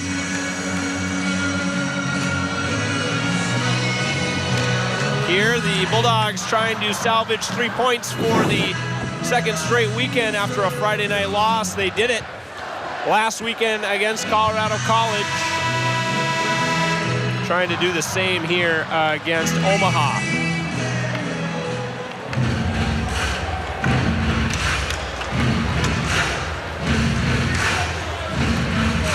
Well, pretty simple formula here for UMD.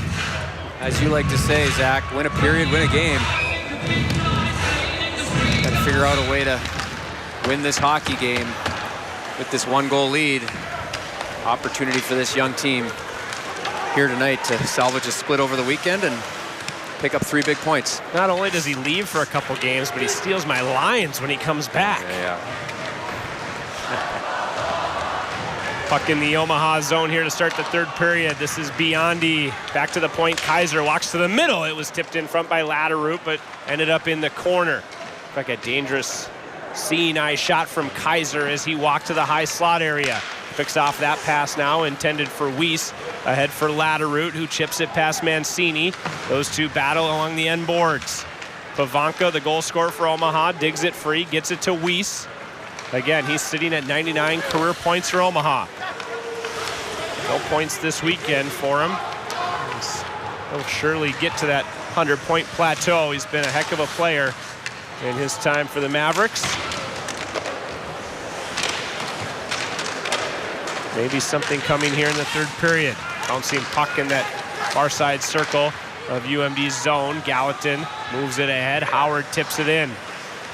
Krenzen up the boards. Off the wall by Omaha nicely, and Slipik right inside the line. A puck over the glass and out of play. The faceoff will come, I believe, at center ice here. And as they sort that out, we will step aside. This message from our sponsors. Choose Ogston's Body and Paint when your car needs repairs. Well, I think one of the keys tonight for UMD so far, they've been really solid defensively, and it comes down to guys like Wyatt Kaiser and Derek Daschke. We've talked about, those more experienced guys on this kind of inexperienced back end, if you will, and I think Wyatt Kaiser's just been phenomenal tonight, not only offensively with the puck, but just positionally sound, and Daschke being a little bit more responsible over as the season's gone on. Came from a different program in Miami where maybe it wasn't preached as much as it is here, and he's finally starting to figure it out. Scott Sedlin's talked a lot this season about how hard that is. Freshmen obviously come in from junior or high school, wherever they were playing, and have to learn the UMD system. But Daschke's a guy, as Spicer fires a shot off the mask of Kaharski. Good save there by the Omaha senior goaltender. Keep things 2-1 at this point, but how hard is it for a guy who's played over 100 games for 4 years of college in a different system, offered maybe a lot more freedom at Miami, to come in and now play the regimented defensive style at UMD? Yeah, it's tough, and I think it's shown. It's taken him some time. He's contributed offensively. He's had a lot of offensive production so far, a couple of nice game winners and whatnot, but again, Scott Sandlin, he's thinking about the other end of the ice in the defensive zone first, and he's starting to improve on that, certainly. As UMD just pressing here so far in this third period. Again, it was Wyatt Kaiser that last shift. Great puck skills by him, just taking this game over. Steves with a heavy shot on that last rush as well, looking maybe for his first collegiate hat trick if he can get it. Gallatin has the puck, centering past. This is Spicer, a shot saved by Kaharski. The rebound cleared away from trouble by Omaha, kind of weathering the storm at this point out of the Mavericks. Bulldogs would love to extend that lead to 2. Steve shoots it into the far corner. He'll be the one to give chase. Now he'll peel off to the bench as UMD is changing. 3 minutes gone in period number 3.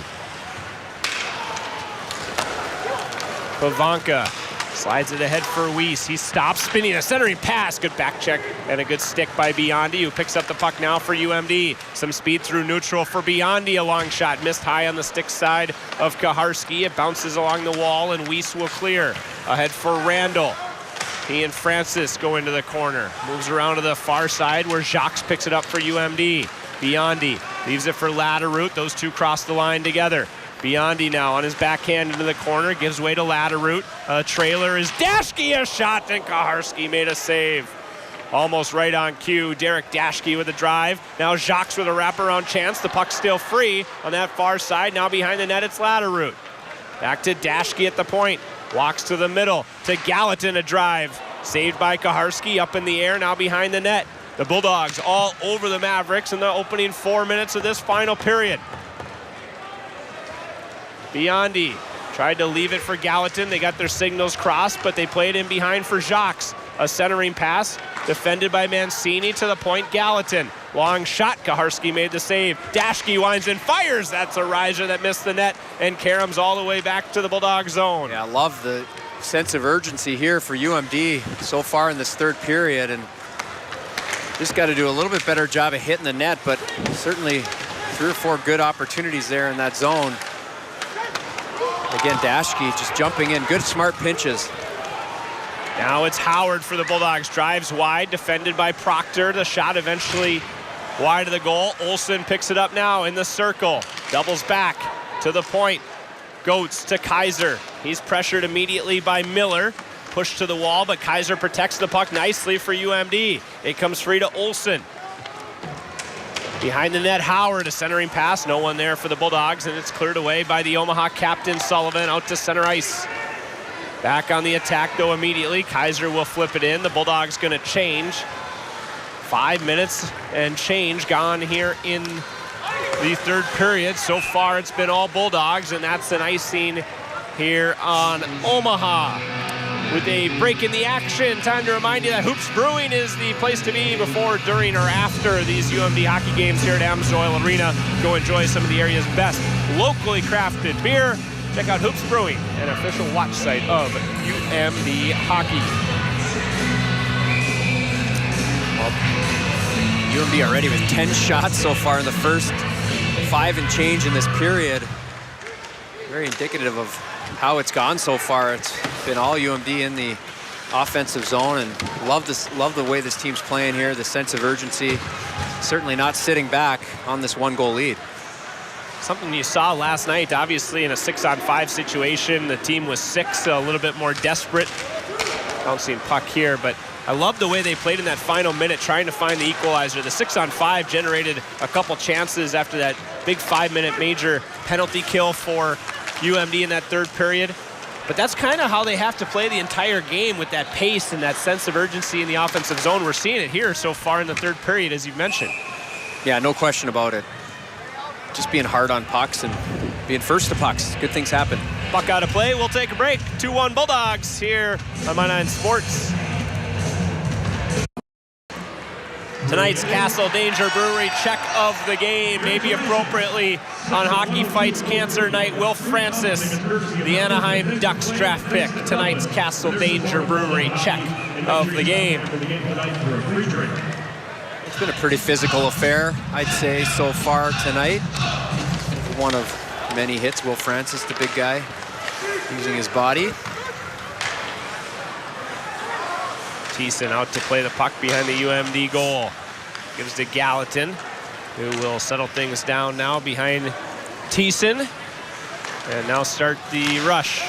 Fourth line out there here for the Bulldogs. Spicer to give chase against Pennington. He wins the battle. A centering pass was cleared away by LeMay. Out to center, and now it's LeMay who leads the charge across the line. He and Spicer hard into the wall. Dashke comes away from that with the puck for UMD. See if Omaha can gain a little momentum. That media timeout maybe came at a good time for the Mavericks, just to get their bearings a little bit in this third period where they need a goal. As I mentioned, they were able to climb out of this hole last night. A couple power play goals in the third period when they were down 2-1. Now Bettens to the net, centering pass. It went off the pad in the end of Kaharski. Maybe a bit too cute there from Bettens as he tried a centering pass. But a good move to gain the separation in the first place from the freshman. Yeah, he's really gaining confidence and had a nice night tonight. You know, his strengths are certainly in the zone, in the corners, in the dirty areas, and carrying the puck up the ice and trying to make plays is something that's going to come for him. You can see him here, just smart play there to chip it in and retrieve it again. Well, he came out last night and set the tone. Their first shift, he threw 3 hits in the offensive zone for UMD, and their first 5-10 minutes, I thought last night was really good. He was a big part of that. He's got the puck behind the net, centering pass. It just went by Ben Steeves. Comes to Gallatin now in the circle. He gives it to Bettens, kind of lost it in his skates, tried to get it back. It's taken away now by Omaha. They might have had numbers, but Gallatin a good back pressure, gives it to Steeves in the circle. Toe drag, tried to go to the backhand. It's knocked away by Mancini. Now Tyconic, and flipped ahead by Fust. Look, you can see the nifty hands there of Steeves, little toe drag move, and couldn't quite pull the trigger, but again, Bettens creating offensive opportunities. He lost the puck, but he got it back nicely with that big long reach. Francis, a drive from the far side. That was blocked by a stick of Omaha, deflected harmlessly to the near side. Latterroot has it in the corner, had his stick lifted by Proctor. Those two continue to battle in the corner. Now it's Randall along the near boards. Nice outlet pass. This is Pavanka. He has Krenzen joining the play. Francis defended that nicely for UMD. He throws a hit along those end walls. Biondi to give chase now. Krenzen back defensively for Omaha. Biondi to the middle. Easy save for Kaharski. He directs it to Randall, who gives it back to the near side. This is Krenzen. He wants the home run pass at the blue line. That's Weiss. He's stapled to the wall by Gallatin, who got some help from Loney in the end. Approaching the halfway point here of this third period. Still no shots on goal in the frame for Omaha. Down by a goal. They haven't had the puck in the UMD zone all that much. Now it's Howard knifing through the defense. He lost the puck as he cut to the middle. Now a dangerous looking play off the side of the cage, but Omaha handles that. Miller too far ahead of him. He'll get some support from Sullivan. He goes into the corner with Kaiser. Loney trying to dig it free for UMD. Sullivan, Slipik out in front, a shot, and Thiessen makes the save. Ludke had crept down from his spot on the blue line. Well, that was a tester there. Thiessen with a huge save. His first shot of the period. He had to be sharp on that one. As Isaac Howard got caught a little bit staring at the puck there. His guy behind him. Mueller a shot, and that almost had eyes. Just missed on the far side. Might have hit something as it got through those bodies in front. Past the halfway point now of period number 3.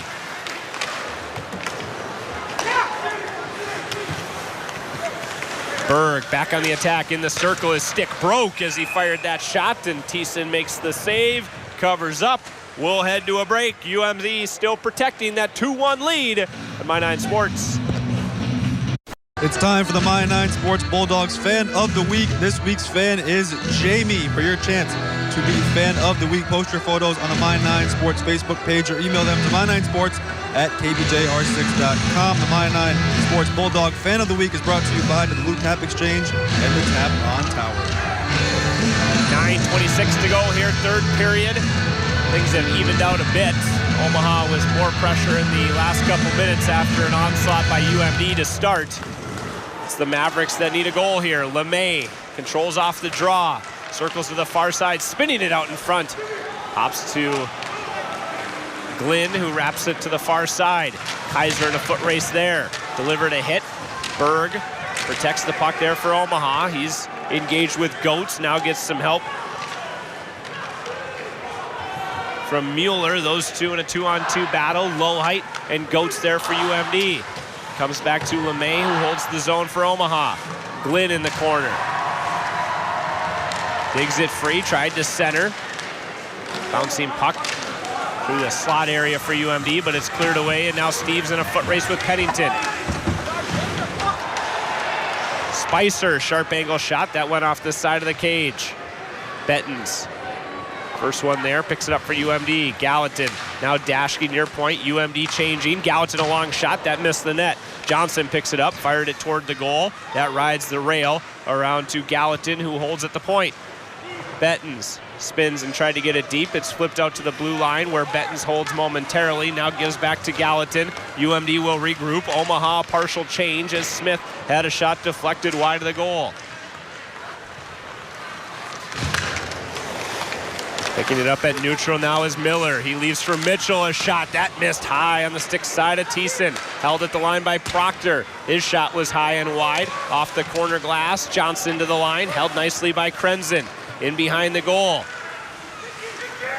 Mitchell tried a centering pass. It was knocked away by Johnson. Past Krenzen, who retreats for Omaha as UMD gets a partial change. Mitchell at the line, tried to give it to Miller. Nice poke check by Francis to clear the zone for the Bulldogs. Yeah, a couple good sticks there in the neutral zone. Make sure pucks get cleared 10 feet inside your line. It's a critical part of the game right now. 7:26 to go. Everything's got to get out of your zone, 10 feet in, and everything's got to get out deep into the zone.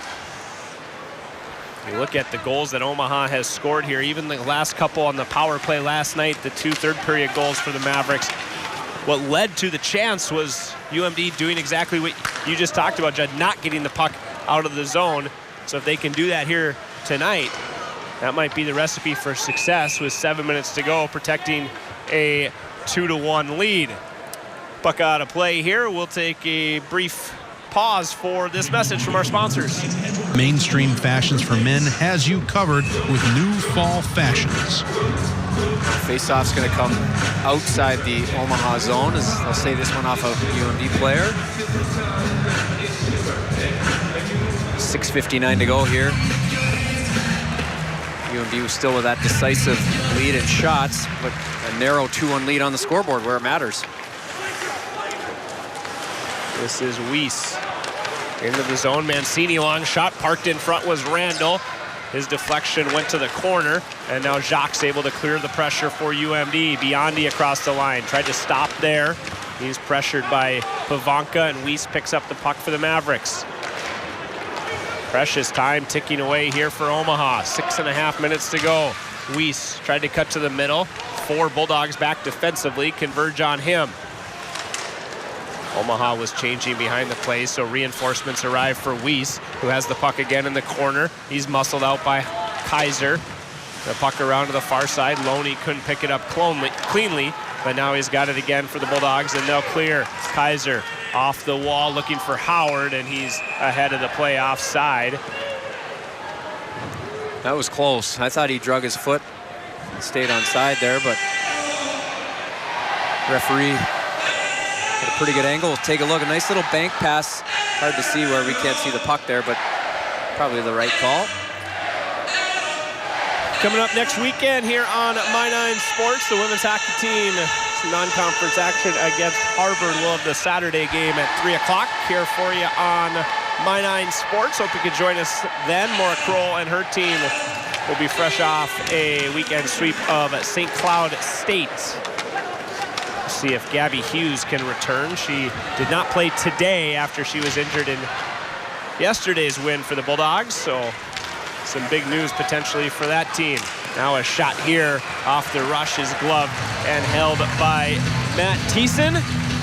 Face-off coming in the Bulldog zone. He's a guy that came in, Judd, and Scott Sandlin and his staff said they wanted a guy with experience. They wanted somebody who's going to push Zach Stejskal, maybe supplement with some games, but so far Matt Thiessen has played like a #1 goaltender for UMD. Yeah, he's kind of emerged through some tough times as the starter, getting both starts this weekend, certainly, and you know, with that experience, obviously you've been through some adversity, came from Maine University, a great program, having some tough times though themselves over the years, but he's been great so far, especially tonight. And the Bulldogs trying to close this one out. 5.5 minutes to play. Thiessen so far has made 19 saves as they cling to that 2-1 lead. Low height wins a battle at neutral, able to get the puck in as far as LeMay. Now it's Steves in the forecheck. Pennington hauled down, no call coming there as Steves upended him in the offensive zone. Comes back out to neutral. And now it's Gallatin in his own zone who controls for UMD with 5 minutes to play in the third and final period. Johnson ahead for Bettens with some speed, and Kaharski swallows that one up for Omaha. We will step aside. It's 2-1 Bulldogs here on My 9 Sports. The very best in UMD gear is available right now at UMD stores. Jerseys, sweatshirts, t-shirts, caps, gifts, and much, much more. The store is open 7 days a week on campus, or you can shop online anytime, anywhere at umdstores.com. 4:57 to play. UMD 2, Omaha 1 here at Amsoil Arena.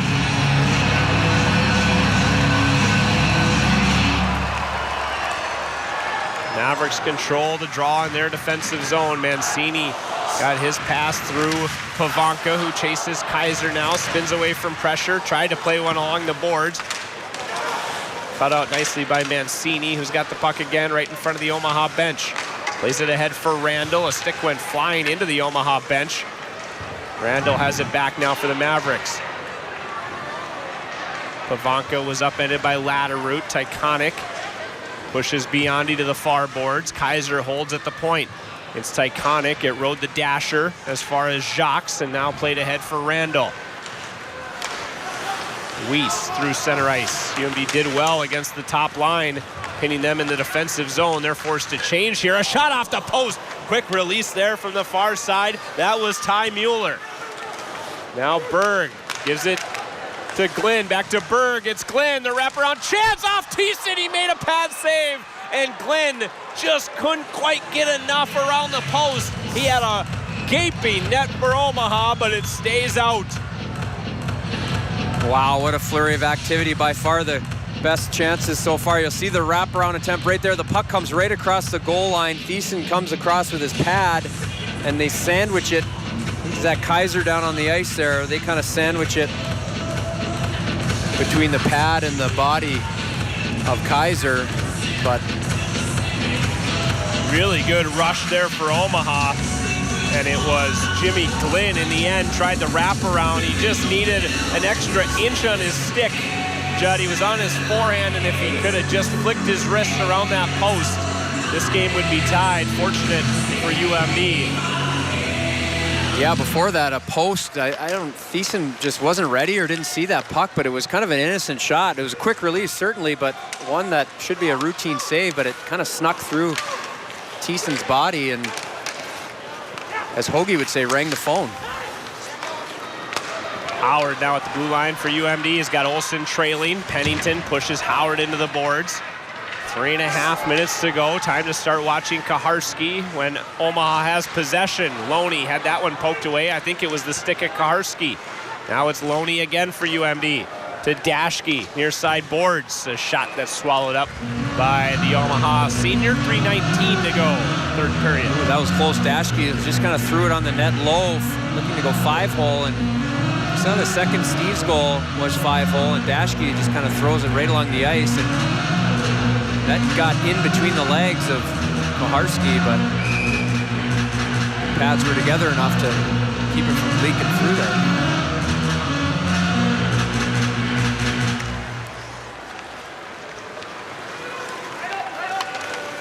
Three and a quarter minutes to play here in regulation. UMD leading Omaha 2-1. Tyconic sidesteps a hit from low height. Rink wide, this is Mancini on the near side, works his way across the UMD blue line. Mancini, a centering pass, no one home for Omaha. Slipik plays it in behind the goal. That's past the captain, Sullivan. Steves will flip it to center ice for UMD. Gets as far as Tyconic, picking his pocket almost with Spicer. Now Lowhite, a shot, comes back to Lowhite after the save from Kaharski. The other way now, odd man chance for Omaha. Slipik slides it behind for Sullivan. That was behind him, and Lowhite turns it the other way with 2.5 minutes to play. Low height to Steves in the middle. A bit at the hat trick, denied by Jake Kaharski for Omaha. Well, all of a sudden, plays opened up here as we go back and forth. You'll see this little crisscross applesauce here, a little sauce pass there to Steves, who's going to the net and gets a nice little piece of it, but good job by Kaharski to hang on to that. But at the other end, it was one way, and before that, UMD had a chance where Steves kind of took a pretty big risk. He jumped in, he was the third guy high, and he gambled to kind of jump into the pile, and Omaha came back the other way with a 3-on-2. Off the face-off, Gallatin whistles one just wide from the point. UMD has not slowed down offensively, much to Judd's point here, protecting this one-goal lead late in the hockey game. Krenzen shoots it ahead. That'll be icing on Omaha. Face-off in the Maverick zone with 2:10 to go. We'll step aside. This message from our sponsors. Want to increase your brand awareness? Look no further than Soda Signs and Graphics.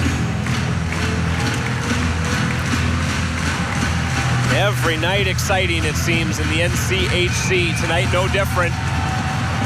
2-1 the score, 2:10 to play. Bulldogs hold the zone. Biondi was able to track back. Held it again near the blue line, did Blake Biondi. Now it's Jacques, battles for position against Kirby Proctor. Gets some help from Latterroot. Biondi cycles in. His centering pass to no one in particular. It comes free to Weiss, who will shoot it in for the Mavericks. Start keeping an eye on Kaharski with 1:45 to play. Right now, he's still in the goal for Omaha. Mancini wins that battle. There goes Kaharski as Mancini shoots one off the pads of Thiessen. 6-on-5 now as Omaha has the extra skater. To the far side, it's Miller, a centering pass, they score! Matt Miller with 90 seconds to play, his second of the weekend, and we're tied 2-2. Well, Miller, I'm not sure if he was, everyone thought he was going to be passing this across, and you'll see Dashke slide. The puck's got to get out here. That's the bottom line, is Gallatin got a little bit busy there. No excuses. And right there, I think he tries to just throw it across, and it actually hits Dashke's skates, changes directions, and goes under Thiessen, who had gone down to play the pass across. And, you know, UMD had full possession of this puck in the offensive zone, and I'm not going to pick on Blake Biondi, but he tries to make a pass blindly through the middle of the ice into the slot where nobody's there. It causes Omaha to get the puck and come back all the other way. Gallatin fumbles the puck. Again, it's just the little things and the leadership of these experienced guys for this UMD team. They got to be better than that. They got to be smarter. It's a tough break off a skate, but this thing's not over yet. Still time to play here as a wraparound from Mueller is stopped by Thiessen. 1:15 to go here, third period. Disappointed to lose the lead for sure, but still hockey to be played. Olsen with a shot that was blocked by Mancini. Up out of play with 1:02 to go. Playing for 3 big points here in the NCHC, and you know all too well, Judd, if you fall too far behind early in this league, it's really tough to make up ground, the quality of opponents you see week in and week out. Yeah, I mean, it's tough. And at home especially, I mean, you absolutely have to split your home games, if not more, as we've seen over the years here with the success of this Bulldog team. But Omaha, really gritty effort so far already. I'd say it's a successful weekend, picking up the Friday night win and right in here on Saturday night again. Here's Miller again right through the middle of the UMD zone. He had the game winner last night, now the equalizer late in the third here. Krenzen holds at the point. Final 45 seconds of regulation. Randall, long shot. That was blocked in front, I think, by the skates of Gallatin. Steves took a hit and cleared the puck. It hit something in the UMD bench, though. And the faceoff will be back in the UMD zone with 38 seconds to play in regulation.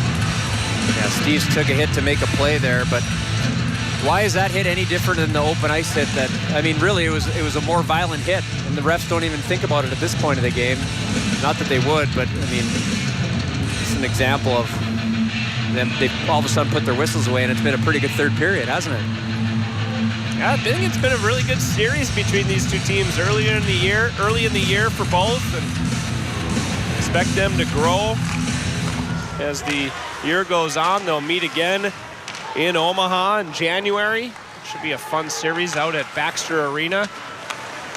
One of my favorite road trips in the NCHC. This is Loney now, a long shot blocked by Mancini. His second deflection up out of play in this final minute. Victor Mancini, a New York Rangers draft pick who was injured earlier in the year, but boy, he's like their Wyatt Kaiser. He just eats up minutes and competes all over the ice.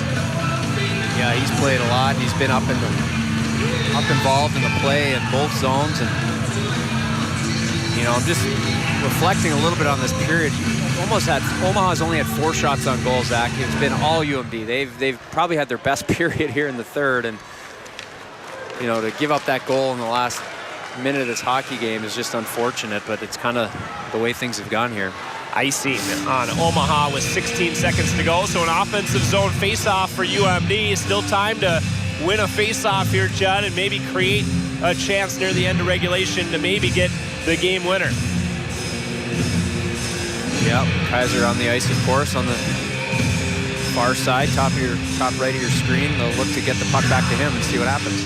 Pavanka wins it for Omaha, out to center ice. Latterroot plays it to the near side. This is Jacques on the backhand with 5 seconds to go. He tried to center one in desperation. It's cleared, and we'll have overtime here on Saturday night at Amsoil Arena.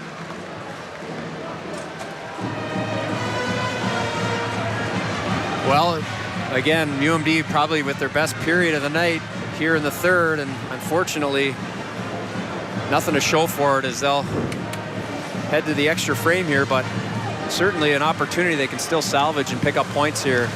No reason they can't here if they continue the way they have played. At this point, each team with a point in the NCHC standings will play 5 minutes of 3-on-3 for the extra point, and that'll be followed perhaps by a shootout for that extra point in the league standings. You see the Brain Trust, Scott Sandlin in his 23rd season as head coach of these Bulldogs. Adam Kraus, who's a captain, 2-year captain for Sandlin, and Cody Chuck, the first-year assistant, taking the place of Derek Plant, now an assistant coach with the NHL Chicago Blackhawks. Yeah, saw him on the bench this week. A couple NHL games that I was watching. Of course, Blackhawks playing. Always look for Derek back there. On the other side, Mike Gabnett, standout Omaha defenseman in his day. Now in his 6th season with the Mavericks behind the bench.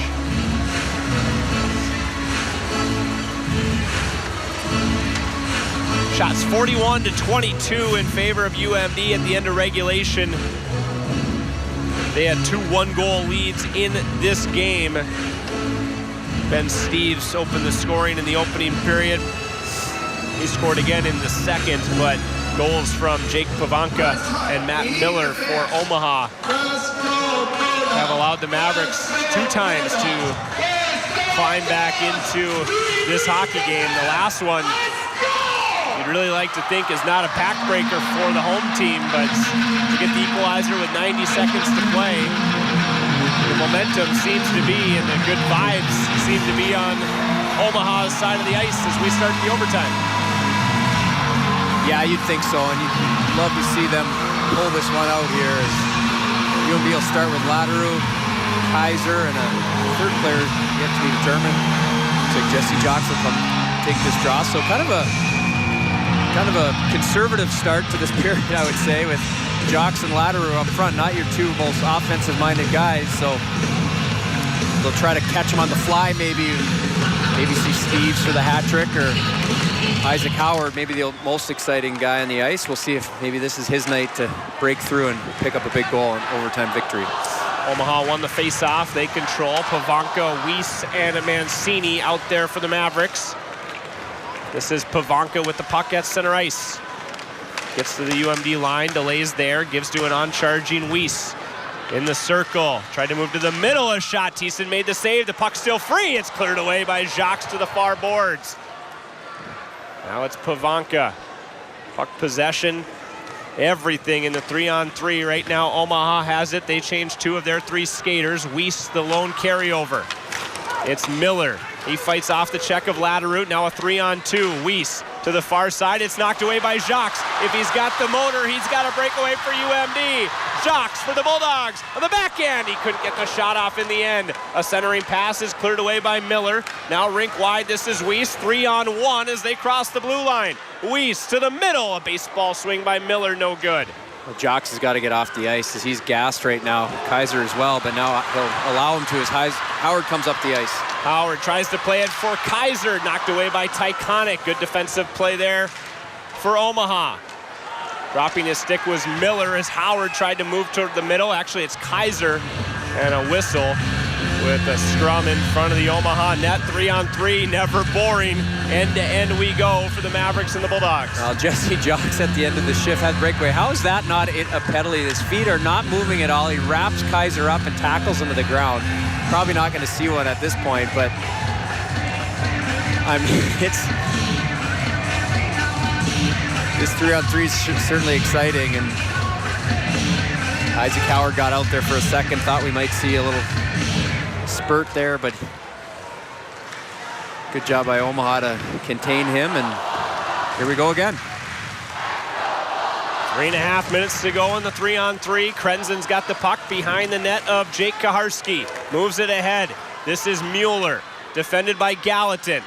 Move to the middle, it's sticked away by Thiessen. Good defense there by Gallatin. UMD's got the puck back. This is Olsen through center ice.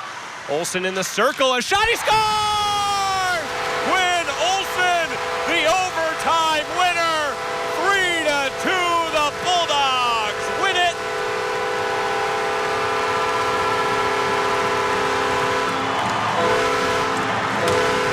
Well, finally, Quinn Olsen comes through with an unbelievable snipe as he goes bar down, carries the puck up the ice, and you'll see him here, takes it end to end. And watch this shot, Zach, as he crosses the line, uses the D as a screen and just snaps it far side, barring in. Watching, UMD was upset with what happened after this. The Omaha player turned and fired the puck into the crowd, actually. Tanner Latteru, captain, went over to the referees and certainly wasn't happy about that, but nonetheless, it's a big goal there for Quinn Olsen. We've kind of been waiting for him to explode this year, and he missed the net a few times tonight, and that one certainly didn't. 3-2 the final. The Bulldogs get the overtime win. They salvage 2 points out of this NCHC series. We'll take a break, bring you back, and you'll hear from the game-winning goal scorer, Quinn Olsen, right after this on My 9 Sports. Quinn Olsen gets the overtime winner here for UMD. They leave with a 3-2 win over Omaha. The Mavericks do take 4 of the 6 NCHC points this weekend, so certainly a successful road weekend for Omaha, but for UMD, Judd, you have to be happy with the overtime win. I think they played 2 good hockey games, maybe not great hockey games, but certainly steps in the right direction, and maybe that overtime game winner will be what catapults them into a week off and then more NCHC play in a couple weeks. Yeah, I think they, they played well, and they just they probably deserved a little bit better, but giving up that late goal to Omaha here to get that point obviously was huge for them on a great road weekend for the Mavericks. The hero tonight, Quinn Olsen. He's on the ice with our Kevin Moore. Quinn just got the game winner. Coach Sandelin, what did he say to you on the way back to the locker room? He said it's about time you shot the puck. Yeah, it is about time. How you went bar down? I mean, that was nasty. That was just nasty. What was going on in your head during that rush? I think I was kind of later in my shift, so I thought, might as well skate as hard as I can. So luckily I didn't miss the net. And that's what Sandy preached in between those intermissions there. So. And all night we talked about trusting the process. Bit of a slow start for the team, but tonight kind of encapsulates trust the process. That last 90 seconds was a little rough, but you guys came out and got the 3 points. Yeah, I think that's how you play Bulldog hockey. We were going right from the start. Pucks were going in deep. We were forechecking, we were skating, and that's how you win hockey games. And last one, Mo Bros, UMD fights cancer. Is there a ladder? Is there a early power rankings for Stash right now? Yeah, we did a little video. I think Low Heights up there and Millmock, so we'll see where they end up. All right, good luck, Quinn. Good luck the rest of the season. Thank you. Zach, that was just nasty. Good win for UMD. Much needed win. Send it over to you. Yeah, we've seen that before from Quinn Olson. He's got a heck of a shot. It was on display for that overtime game winner, and he's one of those guys, Jed, we talked throughout the game about maybe it's the veterans. Maybe we talked so much early in the season about are the young guys going to be ready, but Scott Sandlin has said we need the older guys to kind of pull them along early in the year, and Quinn Olson gets a big goal there for the Bulldogs. Yeah, and I mean, he missed. I think he missed the net at least 2-3 times tonight. So, yeah, go shoot the puck, but hit the net more importantly like that, and you're going to score a lot of goals. We had an option of who to talk to tonight for UMD. We were debating it through that third period. Will it be Matthew Thiessen, who played well all weekend? Got an assist on that last goal, too. Yeah, right. Credit, so maybe it should have been him, but it could have been Ben Steeves, who had 2 goals, the freshman. So certainly you saw some guys step up and play. We talked at the beginning of the game with Dominic James out, Aiden Dubinsky out, who's been a mainstay so far this season on the UMD blue line. Some other guys are going to be thrust into an opportunity, a position they haven't been in, and we saw some guys step up throughout tonight. Yeah, I mean, let's go back to the fourth line. Bettens, I mean, he that's kind of this weekend was kind of the first good look at him for me personally here, just seeing him in depth and kind of tuning into his game and just his physical presence out there and what he can bring. And that's an element that, this UMD team doesn't really have, that big kind of power forward who can play that physical, that nastiness up front, and he brought that as a freshman this weekend, along with his line mates. That fourth line, kind of the diaper line, as I've heard him referred to a couple times. But those young guys are going to be key down the stretch, and there we see Steve's scoring a couple goals tonight. It's huge, but unfortunately they hated to give up that extra point. Kind of an unlucky tying goal there, as we're looking at on their screen. But again, Quinn Olson comes down and finishes a game like a good veteran could there. That's a snipe.